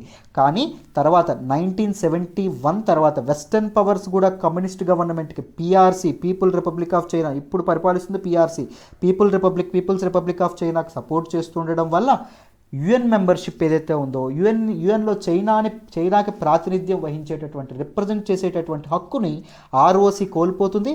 ROC will be replaced by PRC అనేది రిప్లేస్ చేయడం అనేది జరుగుతుంది. సో మన తాలూకా యుఎస్ఏ ఏదైతే ఉంటుందో it formally recognised PRC in 1979. 1979లో చైనా యొక్క పాలన, చైనాలో అధికారం పీపుల్స్ రిపబ్లిక్ ఆఫ్ చైనాకు ఉంది, కమ్యూనిస్టులకు ఉంది అని చెప్పి యునైటెడ్ స్టేట్స్ కూడా 1979లో దీన్ని గుర్తించడం అనేది జరుగుతుంది. అర్థమైందా? మీకు ఏమర్థమైంది? సో మొదట ఇప్పటి వరకు చెప్పింది మళ్ళీ చెప్తాను చూడండి. హాన్ చైనీస్ సెటిలర్స్ ఎవరైతే ఉన్నారో, సో ఈ ఎథ్నిక్ హాన్ చైనీస్ సెటిలర్స్ మొదట తైవాన్ 17th సెంచరీలో తైవాన్కి వచ్చి స్థిరపడడం అనేది జరిగిందమ్మా. స్థిరపడిన తర్వాత తైవాన్ని చింగ్ డైనాసిటీ ఏదైతే ఉంటుందో ఎనెక్స్ చేసుకుంటుంది. సో ఎనెక్స్ చేసుకుని తైవాన్ని మెయిన్లాండ్ చైనాని చింగ్ డైనాసిటీ గవర్న్ చేయడం అనేది జరుగుతుంది. 1895లో చైనాకి జపాన్కి వార్ జరుగుతుంది. దానిలో జపాన్ గెలుస్తుంది. జపాన్ గెలిచినప్పుడు తైవాన్ని జపాన్కి చైనీస్ ఈ చింగ్ డైనాసిటీ ఏదైతే ఉంటుందో ఇది అప్పగించడం అనేది జరుగుతుంది. తర్వాత 1945 వరకు 1945 వరకు జపాన్ తైవాన్ ఒక కాలనీగా మార్చుకొని పరిపాలించడం అనేది జరుగుతుంది. 1945 తర్వాత ఈ తాలూకా రిపబ్లిక్ ఆఫ్ చైనా మెయిన్లాండ్ చైనాని పరిపాలిస్తున్నటువంటి republic of China Chinese nationalist government అయినటువంటి రిపబ్లిక్ ఆఫ్ చైనా ఏదైతే ఉంటుందో అది మన తాలూకు తైవాన్ని మళ్ళీ తిరిగి జపాన్ నుంచి ఆక్రమించుకోవడం అనేది జరుగుతుంది. కానీ 1949లో ఒక డ్రామాటిక్ సిచ్యువేషన్, నాటకీయమైనటువంటి పరిణామాలు అనేవి ఇక్కడ మన తాలూకు చైనాలో చోటు చేసుకోవడం అనేది జరుగుతుంది. ఒక సివిల్ రెబెలియన్ అనేటటువంటిది మావో అధ్యక్షతన రైజ్ అవ్వడం అనేది జరుగుతుంది. This Mao propounded communism in China. Communism ఆయన ఇది చేయడం అనేది జరుగుతుందమ్మా, దాన్ని ఎంఫసైజ్ చేయడం అనేది జరుగుతుంది. సో మావోకి హెల్ప్ చేసింది ఎవరు? అప్పటి యుఎస్ఎస్ఆర్ ఏదైతే ఉంటుందో, సోవియట్ యూనియన్ ఏదైతే ఉంటుందో సోవియట్ యూనియన్ హెల్ప్ చేస్తుంది. అండ్ ఇప్పుడు ఈ తాలూకా ఆర్ఓసి రిపబ్లిక్ ఆఫ్ చైనా తైవాన్కి పారిపోయినటువంటి రిపబ్లిక్ ఆఫ్ చైనా ఏదైతే ఉంటుందో దానికి సపోర్ట్ చేసింది ఎవరు? యుఎస్ ఏదైతే ఉంటుందో యుఎస్ ఇది అవ్వడం అనేది జరుగుతుంది. కానీ విత్ ఇన్ నో టైమ్ చాలా దీనిలో వెరీ సూన్ ఏం జరుగుతుంది అంటే మన తాలూకా వీళ్ళు ఎవరైతే ఉంటారో యుఎస్ అనేది ప్లేట్ మార్చేయడం అనేది జరుగుతుంది. యుఎస్ ప్లేట్ మార్చేయడం తర్వాత 1971లో యునైటెడ్ నేషన్స్ ఏదైతే ఉంటుందో యునైటెడ్ నేషన్స్లో రిప్రజెంటేషన్ అనేది ఎవరు కోల్పోతారు? మన తాలూకా వీళ్ళు ఎవరైతే ఉంటారో మన తాలూకా రిపబ్లిక్ ఆఫ్ చైనా ఏదైతే ఉంటుందో రిపబ్లిక్ ఆఫ్ చైనా కోల్పోతుంది. Republic of China will be replaced by PRC People's republic of China ఏదైతే ఉంటుందో అది రిప్లేస్ చేయడం అనేది జరుగుతుంది. సో యుఎస్ కూడా 1979లో 1979లో పీపుల్స్ రిపబ్లిక్ ఆఫ్ చైనా ఏదైతే ఉంటుందో దాన్ని ఇది చేయడం అనేది జరుగుతుంది. పీపుల్స్ రిపబ్లిక్ ఆఫ్ చైనాని ఫార్మల్గా రికగ్నైజ్ చేయడం అనేది జరుగుతుంది.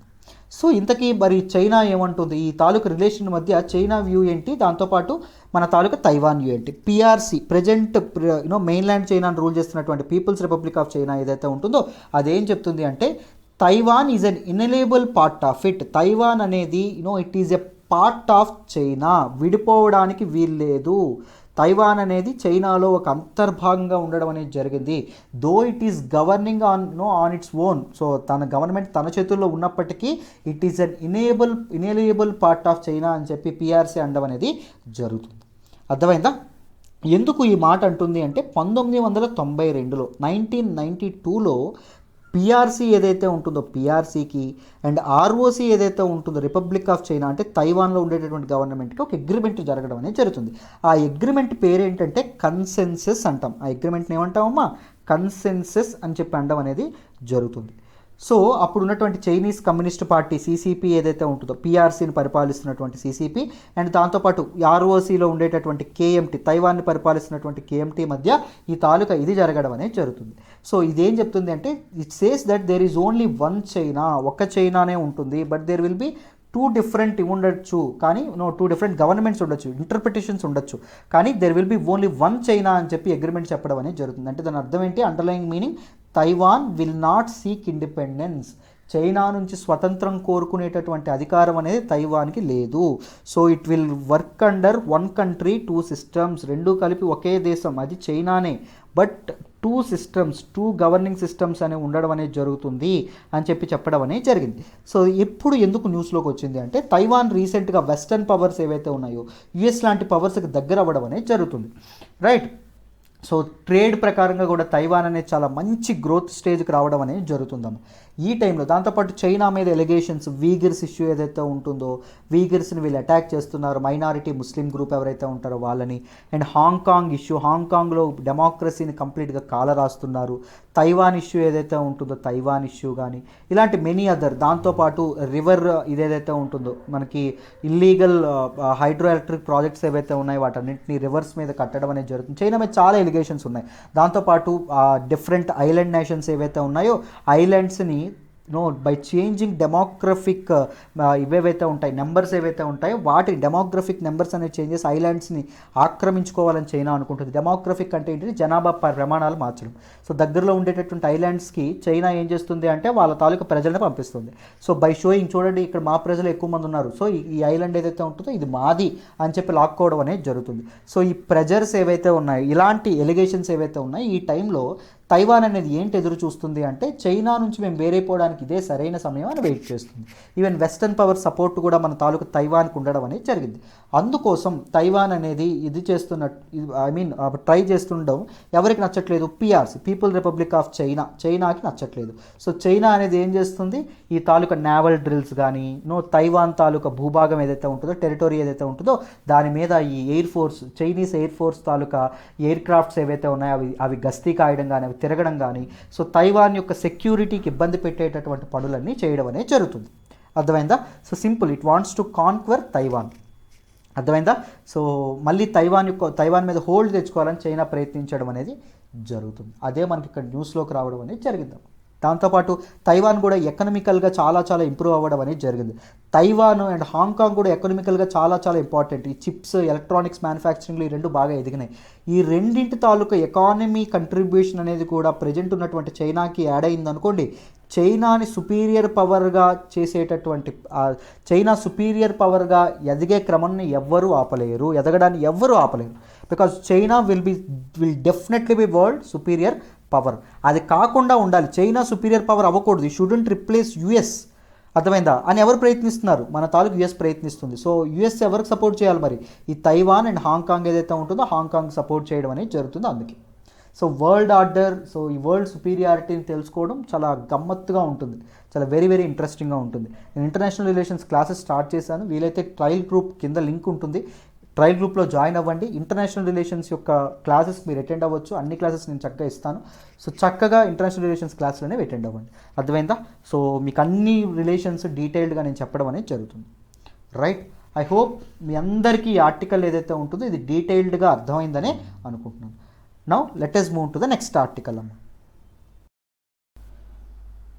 ఈరోజు హిందూ అనాలిసిస్లో మనం మాట్లాడుకోబోయే నెక్స్ట్ ఆర్టికల్ వచ్చేసి talks begin to revive Iran nuclear deal.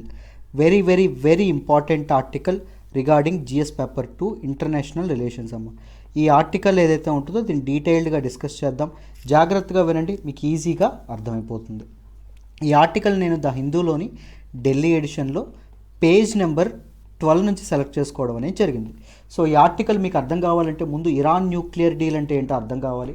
So revive అంటున్నారు అంటే ఏం జరిగింది ఇరాన్ న్యూక్లియర్ డీల్కి ముందు, ఏమైనా ప్రాబ్లం వచ్చిందా, and what are these talks, ఈ టాక్స్ ఎవరెవరి మధ్య జరుగుతున్నాయి, ఏం జరుగుతున్నాయి, ఇది కూడా మీకు తెలియాలి. సో దీని గురించి డీటెయిల్గా డిస్కస్ చేద్దాం, జాగ్రత్తగా వినండి. సో మొదట మీరు తెలుసుకోవాల్సింది ఇరాన్ న్యూక్లియర్ డీల్. ఈ ఇరాన్ న్యూక్లియర్ డీల్ ఎప్పుడు జరిగిందమ్మా అంటే 2015లో జరగడం అనేది జరిగింది. సో డీల్ అంటున్నారు, ఒక అగ్రిమెంట్ అంటున్నారు. ఈ అగ్రిమెంట్ ఎవరెవరి మధ్య జరగడం అనేది జరిగింది. మొదట ఇరాన్ ఉంది కదా ఇక్కడ, ఇరాన్, దాంతోపాటు యుఎన్ఎస్సి, యునైటెడ్ నేషన్స్ సెక్యూరిటీ కౌన్సిల్లో పర్మనెంట్ మెంబర్స్ ఉన్నటువంటి 5 నేషన్స్, దాంతోపాటు ఎక్స్ట్రా నేషన్ ఒకటి ఏంటి అంటే జర్మనీ. ఈ 3 కలిపి ఇది అవ్వడం అనేది జరిగింది. So United nations security council ఏదైతే ఉంటుందో, ఐక్యరాజ్యసమితి భద్రతా మండలిలో 5 పర్మనెంట్ నేషన్స్ ఏంటి, 1 USA, 2 UK, 3 France, 4 China, 5 Russia, ఇవన్నీ ఉండడం అనేది జరిగింది. అర్థమైందా? సో వీటన్నిటి మధ్య అయినటువంటిది ఏంటి? ఇరాన్ న్యూక్లియర్ డీల్ ఏదైతే ఉంటుందో ఇరాన్ న్యూక్లియర్ డీల్. ఈ ఇరాన్ న్యూక్లియర్ డీల్కి అసలైన నేమ్ ఏంటి, ఒరిజినల్ నేమ్ ఏంటి అంటే it is formally known as joint comprehensive plan of action, JCPOA, joint comprehensive plan of action అని చెప్పి కూడా అనడం అనేది జరుగుతుంది. రైట్. అయితే ఈ ఇరాన్ న్యూక్లియర్ డీల్ ఎప్పుడు జరిగింది, ఎవరి మధ్య జరిగిందని చెప్పుకున్నాం. మరి ఎందుకు జరిగింది సార్? వై ఈ డీల్ అనేది ఎందుకు జరిగింది? So the purpose of this deal is to curb Iran's nuclear activity. Iran అనేది ఏం చేసింది అంటే తన తాలూకా న్యూక్లియర్ యాక్టివిటీ ఏదైతే ఉంటుందో న్యూక్లియర్ యాక్టివిటీ పెంచడం అనేది జరిగింది. అంటే న్యూక్లియర్ ప్లాంట్స్ ఏవైతే ఉన్నాయో ప్లాంట్స్ని చాలా చాలా ఎస్టాబ్లిష్ చేయడం అనేది జరిగింది. దాంతోపాటు అక్కడ ఈ న్యూక్లియర్ ఈ ప్రాసెస్ ఏదైతే ఉంటుందో ఈ న్యూక్లియర్ ప్రొసీజర్ అంతా పెంచడం అనేది జరిగింది. బట్ అందరూ ఒక్కసారిగా దాని మీద పడ్డారు. ఎందుకు ఇవన్నీ చేస్తున్నావు అంటే అది ఏం చెప్పిందంటే లేదు నేను మామూలుగా న్యూక్లియర్ టెక్నాలజీ ఏదైతే ఉంటుందో దాని మీద రీసెర్చ్ అండ్ డెవలప్మెంట్ చేస్తున్నాము, అంతేగాని వీఆర్ నాట్ మేము న్యూక్లియర్ బాంబులు లాంటివి తయారు చేసేటటువంటి ఆలోచన మాకు లేదు. ఏదైనా కొద్దిగా మా తాలూకు రీసెర్చ్ అండ్ డెవలప్మెంట్ సక్సెస్ అయితే దాన్ని మేము మంచి దీనికి ఇప్పుడు ఎలక్ట్రిసిటీ జనరేట్ చేయడానికి కానీ రైట్ అదర్ ప్రాసెస్ ఏవైతే ఉన్నాయో వాటికి ఉపయోగిస్తాం. కానీ మేము ఇదేదైతే ఉంటుందో మన తాలూకా ఈ న్యూక్లియర్ యాక్టివిటీని మేము బాంబులు లాంటివి తయారు చేయడానికి ఉపయోగించాం అని చెప్పడం అనేది జరిగింది. బట్ కానీ మిగిలిన దేశాలు నమ్మయ్యా అంటే నమ్మలేదు. వీళ్ళందరూ చెప్తున్నారు లేదు న్యూక్లియర్ యాక్టివిటీస్ని ఆపేయి అని చెప్తూ ఉన్నారు. ఎందుకు సార్ న్యూక్లియర్ యాక్టివిటీ ఇరాన్ ఆపేయాలి అంటే ఇప్పుడు న్యూక్లియర్ యాక్టివిటీ ఇప్పుడు ఇరాన్ తాలూకా న్యూక్లియర్ యాక్టివిటీ అనేది ఎంకరేజ్ చేసాం అనుకోండి, if you support their nuclear activity then ఏం స్టార్ట్ అవుతుంది, న్యూక్లియర్ రేస్ అనేటటువంటి కాన్సెప్ట్ స్టార్ట్ అవ్వడం అనేది జరుగుతుంది. న్యూక్లియర్ రేస్ అంటే ఏంటి, ఇప్పుడు ఇరాన్ న్యూక్లియర్ యాక్టివిటీ అనేది పెంచుతుంది కాబట్టి నేను కూడా పెంచుతాను అని చైనా అంటుంది కాబట్టి యుఎస్ అంటుంది కాబట్టి రష్యా అంటుంది కాబట్టి ఇండియా అంటుంది కాబట్టి ఆస్ట్రేలియా అంటుంది. సో న్యూక్లియర్ వార్ ఏదైతే ఉంటుందో న్యూక్లియర్ వెపనరీ ఏదైతే ఉంటుందో దానివైపు ప్రపంచం అడుగులు వేయడం అనేది జరుగుతుంది. సో అది దేన్ని డిస్రప్ట్ చేస్తుంది, శాంతి ఏదైతే ఉంటుందో ఈ పీస్ ప్రాసెస్ ఏదైతే ఉంటుందో ప్రపంచంలో శాంతిని నెలకొల్పేటటువంటి ప్రయత్నం ఏదైతే ఉంటుందో దాన్ని కంప్లీట్గా డిస్ట్రాయ్ చేయడం అనేది జరుగుతుంది. అందుకే న్యూక్లియర్ యాక్టివిటీ ఆపమని ఎంత చెప్పినా ఇరాన్ విన్నప్పటికీ సో ఏం చేసింది అంటే USA imposed sanctions on Iran మీద ఆంక్షలు ఏవైతే ఉన్నాయో ఆంక్షలు విధించడం అనేది జరిగింది. సో ఇరాన్ యుఎస్ఏ అనేది ఎప్పుడైతే ఆంక్షలు విధించిందో ఏం జరిగింది, ఇరాన్ అనేది మీ అందరికీ తెలుసు ఆయిల్ ఏదైతే ఉంటుందో ఫ్యూయల్ ఏదైతే ఉంటుందో ఆయిల్ సప్లై అనేది ఎక్కువగా చేస్తూ ఉంటుంది. సో సప్లై అనేది ఉంటుంది. బట్ యుఎస్ఏ యొక్క శాంక్షన్స్కి భయపడి ఏ కంట్రీ కూడా ఇరాన్ నుంచి ఆయిల్ అనేది కొనుక్కోవడం అనేది ఆపేసింది. సో దానివల్ల ఏం జరిగింది, ఇరాన్కి చాలా చాలా నష్టం అనేది జరగడం అనేది జరిగింది. సో ఎకనామికల్గా ఇరాన్కి లాభం చేకూర్చడం, దాంతోపాటు ఇరాన్ మీద శాంక్షన్స్ ఎత్తేయాలి, దాంతోపాటు ఇరాన్ యొక్క న్యూక్లియర్ యాక్టివిటీ కూడా తగ్గించాలి. దీనికోసం ఈ డీల్ ఏదైతే ఉంటుందో ఈ డీల్ అనేది చేయడం అనేది జరిగింది. ఆ డీల్నే మనం ఏమంటాం, ఇరాన్ న్యూక్లియర్ డీల్ అంటాం. లేకపోతే దానికి ఇంకొక పేరేంటి, so joint comprehensive plan of action అని కూడా దీనికి మనం అనడం అనేది జరుగుతుంది. అర్థమైందా? రైట్. సో ఈ ఇరాన్ న్యూక్లియర్ డీల్లో ఫస్ట్ యుఎస్ఏ దేనికి సంబంధించిందంటే ఇరాన్ మీద ఉండేటటువంటి శాంక్షన్స్ ఏవైతే ఉన్నాయో ఆంక్షలు ఏవైతే ఉన్నాయో అవి ఎత్తివేస్తాము అని చెప్పడం అనేది జరిగింది. మరి ఇరాన్ దేనికి ఒప్పుకుంది అంటే సో చూడండి, మేము న్యూక్లియర్ ఎన్రిచ్మెంట్ ఏదైతే ఉంటుందో న్యూక్లియర్ ఎన్రిచ్మెంట్ని ఆపేస్తాము, న్యూక్లియర్ ఎన్రిచ్మెంట్ని కంట్రోల్ చేస్తాం, కొత్త కంట్రోల్లో పెట్టడం అనేది జరుగుతుంది అని చెప్పడం అనేది జరిగింది. ఇంతకీ ఈ న్యూక్లియర్ ఎన్రిచ్మెంట్ అంటే ఏంటో మీకు ఇక్కడ ఎక్స్ప్లెయిన్ చేస్తాను చూడండి. సో ఇక్కడ కనిపిస్తున్నటువంటి పిక్చర్ చూడండి. సో యురేనియం ఓర్ ఏదైతే ఉంటుందో యురేనియం ఓర్లో 2 ఐసోటోప్స్ ఉండడం అనేది జరుగుతుంది. ఐసోటోప్స్ ఏంటి, 2 కంటెంట్ అనేది యురేనియం 235 ఒకటి ఉంటుంది, యురేనియం 238 ఏదైతే ఉంటుందో 238 ఉంటుంది. సో యురేనియం 235 ఏదైతే ఉంటుందో యురేనియం 235 డేంజరస్, సో వరల్డ్ పీస్కి ప్రాబ్లం. యురేనియం 238 ఏదైతే ఉంటుందో ఇది పర్లేదు, ఇది మంచిది. సో చూడండి, సో న్యూక్లియర్ ఎన్రిచ్మెంట్ అంటే ఏం లేదమ్మా, ఈ డేంజరస్ ఐటమ్ ఏదైతే ఉంటుందో యురేనియం 235 ఏదైతే ఉంటుందో దాని తాలూకా కాన్సన్ట్రేషన్ పెంచుకుంటూ వెళ్ళడం అండ్ యురేనియం 238 యొక్క కాన్సన్ట్రేషన్ తగ్గుతూ ఉంచడం, దాన్నే మనం ఏమంటాం యురేనియం ఎన్రిచ్మెంట్ ప్రాసెస్ అనడం అనేది జరుగుతుంది. చూడండి, న్యాచురల్ యురేనియం ఓర్ ఏదైతే ఉంటుందో దానిలో యురేనియం 235 డేంజరస్, ప్రకృతికి తెలుసు అది డేంజర్ అని, సో అందుకోసం ఓన్లీ 0.7% మాత్రమే ఉండడం అనేది జరుగుతుంది. సో చూడండి, ఇది ఓర్ అనుకోండి, ఈ ఓర్లో మొత్తం యురేనియం 235 ఏదైతే ఉంటుందో ఎంత ఉంటుంది, ఓన్లీ 0.7 ఉంటుంది. సో యురేనియం దీనికి యురేనియం ఎన్రిచ్మెంట్ ప్రొసీజర్లో ఏం చేస్తారు, ఇప్పుడు యురేనియం అనేది 5% ఎన్రిచ్ చేశారనుకోండి, ఏం జరుగుతుంది, యురేనియం 235 అనేది 5%కి పెరగడం అనేది జరుగుతుంది. And the rest of the uranium 238 ఏదైతే ఉంటుందో అది 95% ఉండడం అనేది జరుగుతుంది. ఒకవేళ 20%కి న్యూక్లియర్ ఎన్రిచ్మెంట్ చేశారనుకోండి, యురేనియం ఎన్రిచ్మెంట్ చేశారనుకోండి, అప్పుడు 20% యురేనియం 235 ఉంటుంది అండ్ మిగిలిన 80% యురేనియం 238 ఉంటుంది. సో వెపన్ గ్రేడ్ యురేనియం 235 అంటే 90% యురేనియం 235 ఉండాలి అండ్ డేంజరస్ ఇది ఉండాలి, అండ్ యురేనియం 238 ఏదైతే ఉంటుందో 10% ఉండడం అనేది జరుగుతుంది. సో ఒక్కొక్క దానికి ఒక్కొక్క ఇదేదైతే ఉంటుందో అది ఉండడం అనేది జరుగుతుంది. సో మామూలుగా 5% ఎన్రిచ్మెంట్ దగ్గర మనం దేనికి వాడతాం, న్యూక్లియర్ పవర్ ప్లాంట్స్ ఏవైతే ఉన్నాయో కమర్షియల్ పవర్ ప్లాంట్స్లో ఫ్యూయల్ జనరేట్ చేయడానికి వాడతాం.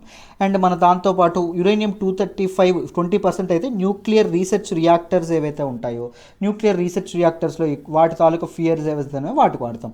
90% అంటే మనకు అణుబాంబులు అంటారు కదా, న్యూక్లియర్ వెపన్స్ అనేవి తయారు చేయడానికి దీన్ని వాడడం అనేది జరుగుతుంది.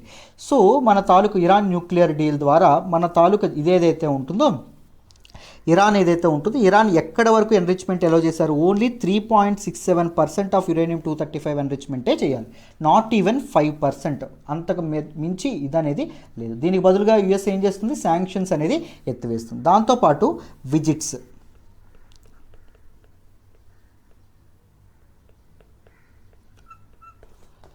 సో డిఫరెంట్ న్యూక్లియర్ సైంటిస్టులు ఎవరైతే ఉన్నారో వాళ్ళ తాలూకా విజిట్స్ ఏవైతే ఉన్నాయో విజిట్స్ని కూడా తప్పకుండా ఎలో చెయ్యాలి. సో ఇన్స్పెక్షన్స్, ఇంటర్నేషనల్ ఇన్స్పెక్షన్స్ ఏవైతే ఉన్నాయో, అంటే ఎప్పుడు కావాలంటే అప్పుడు ఇన్స్పెక్షన్స్ చేసే వాళ్ళు ఎవరైతే ఉంటారో వీళ్ళందరూ ఎక్కడికి వస్తారు, ఇరాన్కి వచ్చి ఇరాన్ యొక్క ప్లాంట్స్ ఏవైతే ఉంటాయో ప్లాంట్స్ని వాళ్ళు ఇది చేసేటటువంటి ఇన్స్పెక్షన్ చేసేటటువంటి ఇది కూడా ఉండడం అనేది జరిగింది. సో వాళ్ళకి ఇది కూడా కల్పించడం అనేది జరిగింది. అర్థమైందా? సో 2 ఏళ్ళగా అవుతున్నటువంటి ఈ డిస్కషన్స్ ఏవైతే జరుగుతున్నాయో ఆ డిస్కషన్స్కి ఒక డీల్ రూపంలో, ఈ న్యూక్లియర్ డీల్ రూపంలో ఒక ఇంపార్టెంట్ డెవలప్మెంట్ జరిగిందని చెప్పొచ్చు. సో ఎవరి హయాంలో జరిగింది, బరాక్ ఒబామా హయాం ఏదైతే ఉంటుందో అప్పుడు జరగడం అనేది జరిగింది. సో అయితే 2018లో ఏం జరగడం అనేది జరిగింది, యుఎస్ ఏదైతే ఉంటుందో యుఎస్ అనేది న్యూక్లియర్ డీల్ నుంచి బయటకు వచ్చేయడం అనేది జరిగింది. బయటకు వచ్చేసి మన తాలూకా వీళ్ళు ఎవరైతే ఉన్నారో ఇరాన్ పైన శాంక్షన్స్ ఏవైతే ఉన్నాయో శాంక్షన్స్ మన ట్రంప్ ఎవరైతే ఉన్నారో ఆయన ఆంక్షలు విధించడం అనేది జరిగిందమ్మ. అర్థమైందా? సో ఇది అసలు చాలా తప్పుడు డీలు. ఓన్లీ న్యూక్లియరే కాదు, మీకు అదర్ మిసైల్స్ ఏవైతే ఉన్నాయో బ్యాలిస్టిక్ మిసైల్స్ అండ్ మిసైల్స్ ఏవైతే ఉన్నాయో అది కూడా కంట్రోల్ చేయాలి, అప్పుడే ఈ న్యూక్లియర్ డీల్ అనేది పనిచేస్తుంది అని చెప్పి మన తాలూకా ట్రంప్ ఎవరైతే ఉన్నారో ఈయన ఇరాన్ మీద ఆయన హయాం మొత్తం మ్యాక్సిమం ప్రెజర్ పాలసీ ఏదైతే ఉంటుందో ఇరాన్ని దాంతోపాటు చైనాని రెండింటిని టార్గెట్ చేయడం అనేది జరిగింది. మ్యాక్సిమం ప్రెజర్ పాలసీ ఏదైతే ఉంటుందో అది పెట్టడం అనేది జరిగింది. సో మన తాలూకు ఇరాన్ మీద మళ్ళీ శాంక్షన్స్ ఏవైతే ఉన్నాయి శాంక్షన్స్ అనేవి మళ్ళీ వేయడం అనేది జరిగింది. Land mark nuclear deal, Iran nuclear deal నుంచి ఆయన బయటకు రావడం అనేది జరిగింది. అర్థమైందా? సో దానివల్ల ఇరాన్ యొక్క వైటల్ ఆయిల్ ఇండస్ట్రీ ఏదైతే ఉంటుందో ఆయిల్ ఇండస్ట్రీ అనేది కంప్లీట్గా ఇదవ్వడం అనేది జరిగింది. కంప్లీట్గా ధ్వంసం అవ్వడం అనేది, డిస్ట్రాయ్ అవ్వడం అనేది జరిగింది. ఎకనామికల్గా ఇరాన్ చాలా నష్టపోవడం అనేది స్టార్ట్ అయిందమ్మ. ఎగ్జాంపుల్ ఇండియానే తీసుకోండి. ఇండియా ఒకప్పుడు ఇరాన్కి ఇండియాకి చాలా చాలా మంచి టైస్ ఉండడం అనేది జరిగింది. ముఖ్యంగా ఆరియన్స్ టైం మీరు చూసుకున్న పర్షియన్ ప్రాంతం ఏదైతే ఉంటుందో అక్కడి నుంచి చూసుకున్న మీకు ఇరాన్కి మనకి చాలా కల్చరల్ టైస్ ఉండడం అనేది జరిగింది. ఈవెన్ మనకి సుల్తనేట్ ఎవరైతే ఉన్నారో, ఈవెన్ అదర్ పీపుల్ రూలర్స్ ఎవరైతే ఉన్నారో వాళ్ళు కానీ ఫుడ్ మనం అక్కడ నుంచి వాళ్ళ దగ్గర నుంచి తెచ్చుకోవడం అనేది జరిగింది. ఇరాన్కి మనకి మంచి కల్చరల్ టైస్ ఉన్నాయి.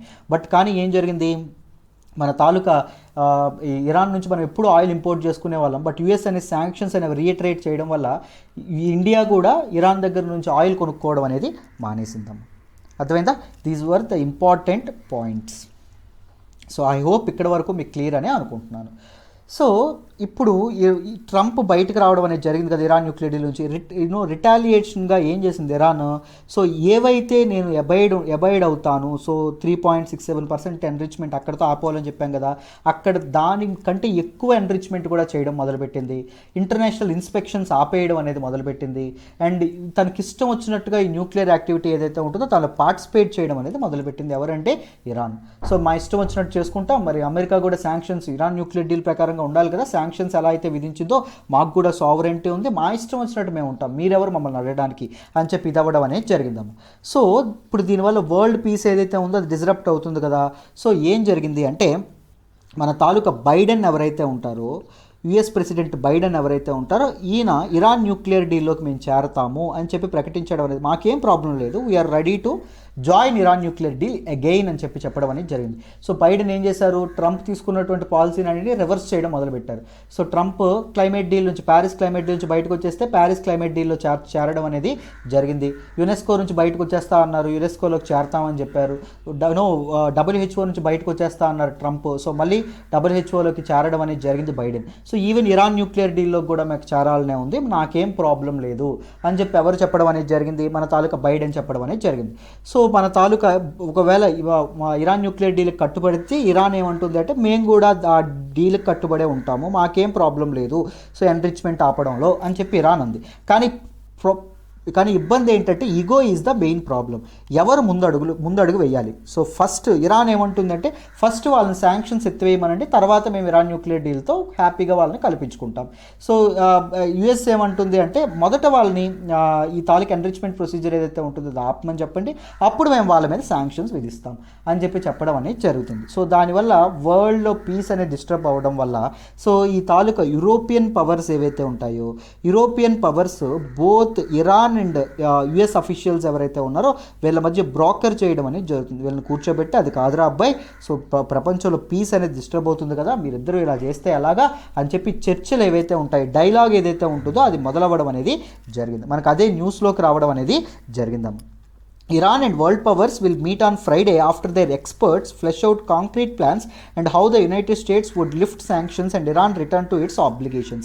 ఇరాన్ న్యూక్లియర్ డీల్లో చేసినటువంటి కట్టుబడినటువంటి ఆబ్లిగేషన్స్ ఏవైతే ఉన్నాయో ఆ ఆబ్లిగేషన్స్కి మళ్ళీ వెనక్కి రావాలి. దాంతోపాటు యుఎస్ అనేది ఇరాన్ మీద విధించినటువంటి శాంక్షన్స్ ఏవైతే ఉన్నాయో వాటిని ఎత్తివేయాలి. సో యూరోపియన్ ఇంటర్మీడియరీస్ ఎవరైతే ఉన్నారో, intermediaries is the very forwards, ఇప్పుడు బ్రోకరిజం చేస్తున్నారు అనుకోండి. యూరోపియన్ పవర్స్ ఏం చేస్తున్నారు, యుఎస్కి అఫీషియల్స్కి ఇరాన్ అఫీషియల్స్కి మధ్య ఈ తాలూకా ఇదేదైతే ఉంటుందో చర్చలు ఏవైతే ఉన్నాయో అవి చేయడం అనేది మొదలుపెట్టారండి. అర్థమైందా? సో న్యూ ప్రెసిడెంట్ అయినటువంటి జో బైడెన్ ఎవరైతే ఉన్నారో he AIIMS to restore the agreement మళ్ళీ తిరవ్వాలనుకుంటున్నారు. బట్ కానీ each side wants the other to act first మీరు శాంక్షన్స్ ఎత్తేస్తే మేము ఆబ్లిగేషన్స్ కట్టుబడతామని ఇరాన్ అంటుంది. సో యుఎస్ఏ ఉంటుంది మీరు ఆబ్లిగేషన్స్ కట్టుబడండి, ఇరాన్ న్యూక్లియర్ డీల్ తాలూకు ఏదైతే ప్రామిస్ చేస్తే దాన్ని కట్టుబడండి, అప్పుడు మేము శాంక్షన్స్ ఎత్తేస్తాము అని చెప్పి అనడం అనేది జరుగుతుంది. అర్థమైందా? So this is all about this particular article. I hope ప్రతి ఒక్కరికి ఈ ఆర్టికల్ అనేది అర్థమైంది అనుకుంటున్నాను. ఇరాన్ న్యూక్లియర్ డీల్ అంటే ఏంటి, ఎప్పుడు జరిగింది, ఏంటి, దాని formal name joint comprehensive plan of action JCPOA and దాని తాలూకు ఏదైతే డెసిషన్ తీసుకున్నారు ఇవన్నీ మీకు అర్థమయ్యాయనే అనుకుంటున్నాను. I hope you understand this particular article in detail అమ్మా. Let us move to the next article. మనం మాట్లాడుకోబోయే నెక్స్ట్ ఆర్టికల్ వచ్చేసి disqualification please Goa speaker to rule on April 20th. Very very very important article regarding GS paper 2 అమ్మ. This particular article ఏదైతే ఉంటుందో నేను దీని the హిందూలోని ఢిల్లీ ఎడిషన్ ఏదైతే ఉంటుందో ఢిల్లీ ఎడిషన్లో పేజ్ నెంబర్ 10 నుంచి సెలెక్ట్ చేసుకోవడం అనేది జరిగింది. Very very very important article. ఈ ఆర్టికల్ని డీటెయిల్డ్గా డిస్కస్ చేద్దాం, జాగ్రత్తగా వినండి. So this article mainly talks about anti defection law అండి. So 10th schedule of the Indian constitution ఏదైతే ఉంటుందో 52nd కాన్స్టిట్యూషనల్ అమెండ్మెంట్ ద్వారా యాడ్ చేసినటువంటి 10th షెడ్యూల్ ఏదైతే ఉంటుందో 10th schedule of the Indian కాన్స్టిట్యూషన్లో ఉండడం అనేది జరిగింది. Anti defection law, it is 10th schedule is popularly noun as anti defection law. So దీని గురించి సంబంధించినటువంటి ఆర్టికల్ ఇది న్యూస్లోకి రావడం అనేది జరిగింది. సో మీకు ఈ పర్టిక్యులర్ ఆర్టికల్ అనేది అర్థం కావాలంటే యాంటీ డిఫెక్షన్ లా గురించి మీకు తెలియాలి. సో యాంటీ డిఫెక్షన్ లా గురించి ఉన్నటువంటి నేను వీడియో సెపరేట్గా డీటెయిల్డ్గా చేశాను. నేను మీకు డిస్క్రిప్షన్లో లింక్ అనేది ప్రొవైడ్ చేయడం అనేది జరుగుతుంది. సో ఆ లింక్ యాక్సెస్ చేసి ఒకసారి ఆ వీడియో బ్యాక్గ్రౌండ్ ఏదైతే ఉంటుందో ఆ వీడియో చూడండి. డీటెయిల్గా వీడియోలో మొత్తం కవర్ చేయడం అనేది జరిగింది. ఇప్పుడు ఇక్కడ ఆర్టికల్ ఎందుకు ఇది న్యూస్లోకి వచ్చిందో ఎక్స్ప్లెయిన్ చేస్తాను, జాగ్రత్తగా వినండి. సో సుప్రీంకోర్టు ఏదైతే ఉంటుందో సుప్రీంకోర్టు గోవా అసెంబ్లీ స్పీకర్ ఎవరైతే ఉన్నారో ఈయనకి అడగడం అనేది జరిగింది. ఏం అడగడం అనేది జరిగింది అంటే మీరు లాస్ట్ ఇయర్ 2019 అంటే లాస్ట్ బిఫోర్ ఇయర్ 2019లో గోవా ఎలక్షన్స్ ఏవైతే అయినాయో ఎలక్షన్స్ అయిన టైంలో 10 ఫార్మర్ కాంగ్రెస్ ఎమ్మెల్యేస్ ఎవరైతే ఉన్నారో ఈ 10 ఫార్మర్ కాంగ్రెస్ ఎమ్మెల్యేస్, కాంగ్రెస్ యొక్క టికెట్ మీద గెలిచినటువంటి ఎమ్మెల్యేస్ బీజేపీ ఏదైతే ఉంటుందో ఆ బీజేపీకి షిఫ్ట్ అవ్వడం అనేది జరిగింది. సో ది డిఫెక్టెడ్, ఒక పార్టీ యొక్క మ్యాండేట్ మీద గెలిచి వేరే పార్టీకి వెళ్ళడం అనేది జరిగింది. So it is defection, it is immoral. ఎందుకంటే డిఫెక్షన్ అనేది ఇమ్మోరల్? సో ప్రజలు ఎవరైతే ఉన్నారో పీపుల్ యొక్క మ్యాండేట్ని అది అండర్మైన్ చేయడం. ప్రజలు ఎవరైతే ఉన్నారో ప్రజలు ఆ వ్యక్తిని చూసి ఓటేయకపోవచ్చు, ఆ కాంగ్రెస్ పార్టీ యొక్క మేనిఫెస్టో కానీ కాంగ్రెస్ పార్టీ యొక్క వాల్యూస్ని చూసి కూడా ఓటేసి ఉండొచ్చు. బట్ నువ్వు గెలిచిన తర్వాత నువ్వు బీజేపీకి వెళ్ళడం ఏం జరుగుతుంది? ప్రజల తాలూకా తీర్పు ఏదైతే ఉంటుందో, ప్రజల తాలూకా అభిప్రాయం ఏదైతే ఉంటుందో దాన్ని నువ్వు మోసం చేసినట్టు. It is immoral and it should be curbed and it should be controlled at any cost. అర్థమైందా? సో ఒక వ్యక్తి డిఫెక్ట్ అయితే ఆయన్ని డిస్క్వాలిఫై చేయాలా వద్దా, ఎలా చేయాలని నిర్ణయం తీసుకునేటటువంటి వ్యక్తి ఎవరు? స్పీకర్ ఎవరైతే ఉంటారో స్పీకర్ తీసుకోవడం అనేది జరుగుతుంది. హీ విల్ డిసైడ్ ఎవరు డిస్క్వాలిఫై అవ్వాలి, ఎందుకు డిస్క్వాలిఫై అవ్వాలి, ఈయన డిసైడ్ చేస్తారు. బట్ స్పీకర్ పలానా టైంలోనే డెసిషన్ తీసుకోవాలి, ఏమైనా టైం ఫ్రేమ్ ఉందా, టైం లిమిట్ ఉందా అంటే టైం లిమిట్ అనేది పెట్టలేదండి. సో అందుకోసం మన తాలూకా చాలామంది పార్టీలు మారిపోతున్నా ఇంకా స్పీకర్స్ డిలే చేస్తూ ఉంటారు. అర్థమైందా? డిలే చేయడం అనేది జరుగుతుంది. దానివల్ల యాంటీ డిఫెక్షన్ లా అనేది పర్ఫెక్ట్గా ఎఫెక్టివ్గా వర్క్ అవ్వట్లేదు అని చెప్పి దీని మీద క్రిటిసిజం ఏదైతే ఉంటుందో క్రిటిసిజం కూడా ఉండడం అనేది జరిగింది. సో గోవా అసెంబ్లీ స్పీకర్ ఎవరైతే ఉన్నారో ఈయన కూడా ఏం చేశారు? కాంగ్రెస్ ఎమ్మెల్యేస్ బీజేపీకి వెళ్తే వాళ్ళ మీద డెసిషన్ అనేది తీసుకోవడం అనేది జరగలేదు. But 52nd constitutional amendment act ఏదైతే ఉంటుందో 1985లో వచ్చినటువంటి 52nd కాన్స్టిట్యూషనల్ అమెండ్మెంట్ యాక్ట్ ద్వారా 10th షెడ్యూల్ ఏదైతే యాడ్ చేశారో which is popularly noun as anti defection లా. అర్థమైందా? ఇది ఏం చెప్తుంది? ఒకవేళ ఇలా డిఫెక్ట్ అయినటువంటి వ్యక్తులు ఎవరైతే ఉన్నారో దే షుడ్ బి డిస్క్వాలిఫైడ్, వాళ్ళని డిస్క్వాలిఫై చేయాలని చెప్తుంది. బట్ టైం ఫ్రేమ్ ఏమైనా పెట్టారా? టైం ఫ్రేమ్ అనేది పెట్టలేదు. అందుకోసం అని చెప్పి వాళ్ళు ఇంకా కొనసాగడం అనేది జరుగుతుంది. అర్థమైందా? సో అందుకోసం అని చెప్పి మీరు ఎక్కువ లేట్ చేస్తూ ఉన్నారు. సుప్రీంకోర్టు ఏం చెప్పిందంటే ఎక్కువ లేట్ చేస్తూ ఉన్నారు. సో మీరు ఏం చేస్తారంటే ఏప్రిల్ 20th కల్లా డెసిషన్ అనేది మీరు ఇవ్వండి అని చెప్పి చెప్పడం అనేది జరిగింది. సో స్పీకర్ కూడా ఏప్రిల్ 20th కల్లా మీ డెసిషన్ అనేది ఇస్తాము అని చెప్పి చెప్పడం అనేది జరిగింది. సో ఇంతకీ యాంటీ డిఫెక్షన్ లా అంటే ఏంటి సార్, ఎలా ఏ గ్రౌండ్స్ మీద డిస్క్వాలిఫికేషన్ అనేది జరుగుతుంది అని మీకు డౌట్స్ ఉండొచ్చు. యాంటీ డిఫెక్షన్ లా ఇప్పుడే చెప్పాను కదా, 52nd కాన్స్టిట్యూషనల్ అమెండ్మెంట్ యాక్ట్ ద్వారా ఈ పార్టీ మాబింగ్ ఏదైతే ఉంటుందో, ఒక పార్టీ నుంచి వేరే పార్టీకి జంపింగ్ ఏదైతే ఉంటుందో దాన్ని కంట్రోల్ చేయడానికి దీన్ని ఇది చేయడం అనేది జరిగింది. అర్థమైందా? సో గ్రౌండ్స్ ఆఫ్ డిస్క్వాలిఫికేషన్ చూడండి. మొదటిది ఏంటి అంటే if an elected member gives up his membership of a political party voluntarily. So వేరే పార్టీకి చేరడం గురించి మాట్లాడట్లేదు, గివ్ అప్ చేసిన నువ్వు ఒకవేళ ఇప్పుడు సపోజ్ వైఎస్ఆర్సీపీ టికెట్ మీద గెలిచావు, వైఎస్ఆర్సీపీని వదిలేసిన ఎలక్షన్స్ అయిన తర్వాత వదిలేసినా కూడా నువ్వు డిస్క్వాలిఫై అవుతావు. అర్థమైందా? రెండవది ఏంటి అంటే no if he votes or abstains from voting in the house contrary to any direction issued by the political party. Political party issue చేసినటువంటి విప్ ఏదైతే ఉంటుందో, అంటే సపోజ్ ఒక చట్టం అనేది ఇప్పుడు సపోజ్ వైఎస్ఆర్సీపీ ఉంది, వైఎస్ఆర్సీపీ ఒక దిశ యాక్ట్ అనేటటువంటి సపోజ్ దిశ యాక్ట్ కాదండి, సపోజ్ ఒక 3 క్యాపిటల్ బిల్ ఏదైతే ఉంటుందో 3 క్యాపిటల్ బిల్ అనేది తీసుకొచ్చింది. 3 క్యాపిటల్ బిల్ అనేది ఇష్యూ చేసే ముందు it will direct that political party. So తన ఎమ్మెల్యేస్ ఎవరైతే ఉన్నారో డైరెక్ట్ చేస్తుంది అందరూ ఈ ఓటుకి, సో ఈ బిల్ ఏదైతే ఉంటుందో ఈ బిల్లుకి దీనిగా ఓటేయండి, బిల్లుకి సపోర్ట్గా ఓటేయండి అని చెప్తుంది. బట్ ఎవరైనా వైఎస్ఆర్సీపీకి చెందినటువంటి ఎమ్మెల్యే ఈ 3 క్యాపిటల్ బిల్కి ఎగెనెస్ట్గా ఓటేశారు అనుకోండి, అది కూడా డిస్క్వాలిఫికేషన్కి దారితీయడం అనేది జరుగుతుంది.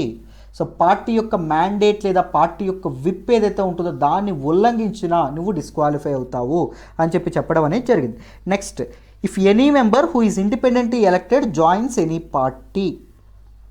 ఇండిపెండెంట్గా ఏ పార్టీ తాలూకు గుర్తు మీద కాకుండా ఇండిపెండెంట్గా ఎలక్ట్ అయినటువంటి మెంబర్ ఉంటారు కదా, ఇండిపెండెంట్గా ఇదైన తర్వాత ఏదైనా పొలిటికల్ పార్టీలోకి చేరడం అనేది జరిగింది అనుకోండి, సపోజ్ ఇండిపెండెంట్గా గెలిచినటువంటి వ్యక్తి వైఎస్ఆర్సీపీకో టీడీపీకో వెళ్ళారనుకోండి, సో వాళ్ళ మీద కూడా డిస్క్వాలిఫికేషన్ వేటు పడేటటువంటి అవకాశం ఉంటుంది.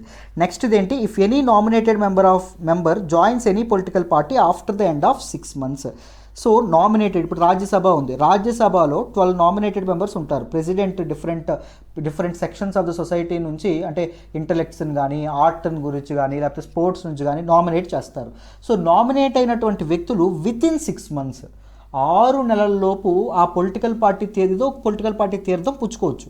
కానీ 6 నెలల తర్వాత మాత్రం దే ఆర్ నాట్ ఎలోడ్. ఒకవేళ ఏమైనా వేరే పొలిటికల్ పార్టీలోకి చేరితే he will be disqualified for sure అని చెప్పడం అనేది జరిగిందమ్మ. So these are the grounds of disqualification under this thing, under మన యాంటీ డిఫెక్షన్ లా ఏదైతే ఉంటుందో యాంటీ డిఫెక్షన్ లా. ఇక్కడ చూడండి గివ్ అప్. సో ఈ కాంగ్రెస్ ఎమ్మెల్యేస్ ఏం చేశారు, కాంగ్రెస్ పార్టీని గివప్ చేసి ఎక్కడికి వెళ్ళారు, ఎక్కడికి జంప్ అయ్యారు, బీజేపీకి జంప్ అవ్వడం అనేది జరిగింది. సో ఫస్ట్ ప్రొవిజన్ కింద మనం ఏం చేయాలి, వాళ్ళని డిస్క్వాలిఫై చేయాలి. ఎవరు డిస్క్వాలిఫై చేస్తారు సార్ అంటే ఎవరైతే హెడ్ ఎవరైతే ఉంటారో, సపోజ్ స్పీకర్ ఎవరైతే ఉంటారో, స్పీకర్ అసెంబ్లీకి కానీ లోక్సభకు కానీ, రాజ్యసభకు కానీ, లేకపోతే మనకి ఇది చూసుకుంటే కౌన్సిల్ మండలికి చూసుకుంటే ఎవరు అంటే చైర్మన్ ఎవరైతే ఉంటారో ఈయన డెసిషన్ తీసుకోవడం అనేది జరుగుతుంది. ఏదైనా టైం లిమిట్ ఉందా సార్ డెసిషన్ తీసుకోవడానికి అంటే there was no time limit. So this is all about anti defection law and this article. So ఇంకా డీటెయిల్డ్గా కంప్లీట్గా పిన్ టు పిన్ నేను మొత్తం ఎండ్ టు ఎండ్ నేర్చేసుకోవాలి సార్ యాంటీ డిఫెక్షన్ లా గురించి అంటే డిస్క్రిప్షన్లో లింక్ ఇస్తాను, తప్పకుండా ఆ వీడియో అనేది చూడండి. అర్థమైందా? సో నేర్చుకున్న ఆర్టికల్స్ డీటెయిల్డ్గా నేర్చుకున్నామని అనుకుంటున్నాను. మీరు అందరికి కొత్త విషయాలు నేర్చుకున్నారని అనుకుంటున్నాను. కొలీజియం సిస్టమ్ గురించి మాట్లాడాం, చైనా తైవాన్ రిలేషన్స్ గురించి కంప్లీట్గా నేర్చుకున్నాం. దాంతోపాటు మనకి ఇరాన్ న్యూక్లియర్ డీల్ నుంచి కంప్లీట్గా నేర్చుకున్నాం. యాంటీ డిఫెక్షన్ లా గురించి కూడా కంప్లీట్గా నేర్చుకోబోతున్నాం. సో ఐ హోప్ ప్రతి ఒక్కరికి ఆల్ ద ఆర్టికల్స్ అర్థమయ్యారు అనుకుంటున్నాను. ఈరోజు హిందూ అనాలిసిస్ డీటెయిల్గా అర్థమైందని అనుకుంటున్నాను. నా ఎక్స్ప్లెనేషన్ వస్తున్నట్టయితే కీప్ లైకింగ్ అవర్ వీడియోస్, మీ ఫ్రెండ్తో షేర్ చేసుకోవడం మర్చిపోవద్దు. అండ్ ఎలా ఉందో కామెంట్ చేయండి, డౌట్స్ ఏమైనా ఉన్నా కామెంట్ చేయండి, మీ కామెంట్ సెక్షన్లో రిప్లై ఇవ్వడం అనేది జరుగుతుంది. Thank you so much for all the support so far అమ్మ. Thank you so much. Okay అమ్మ. So let's call it a day then. Bye.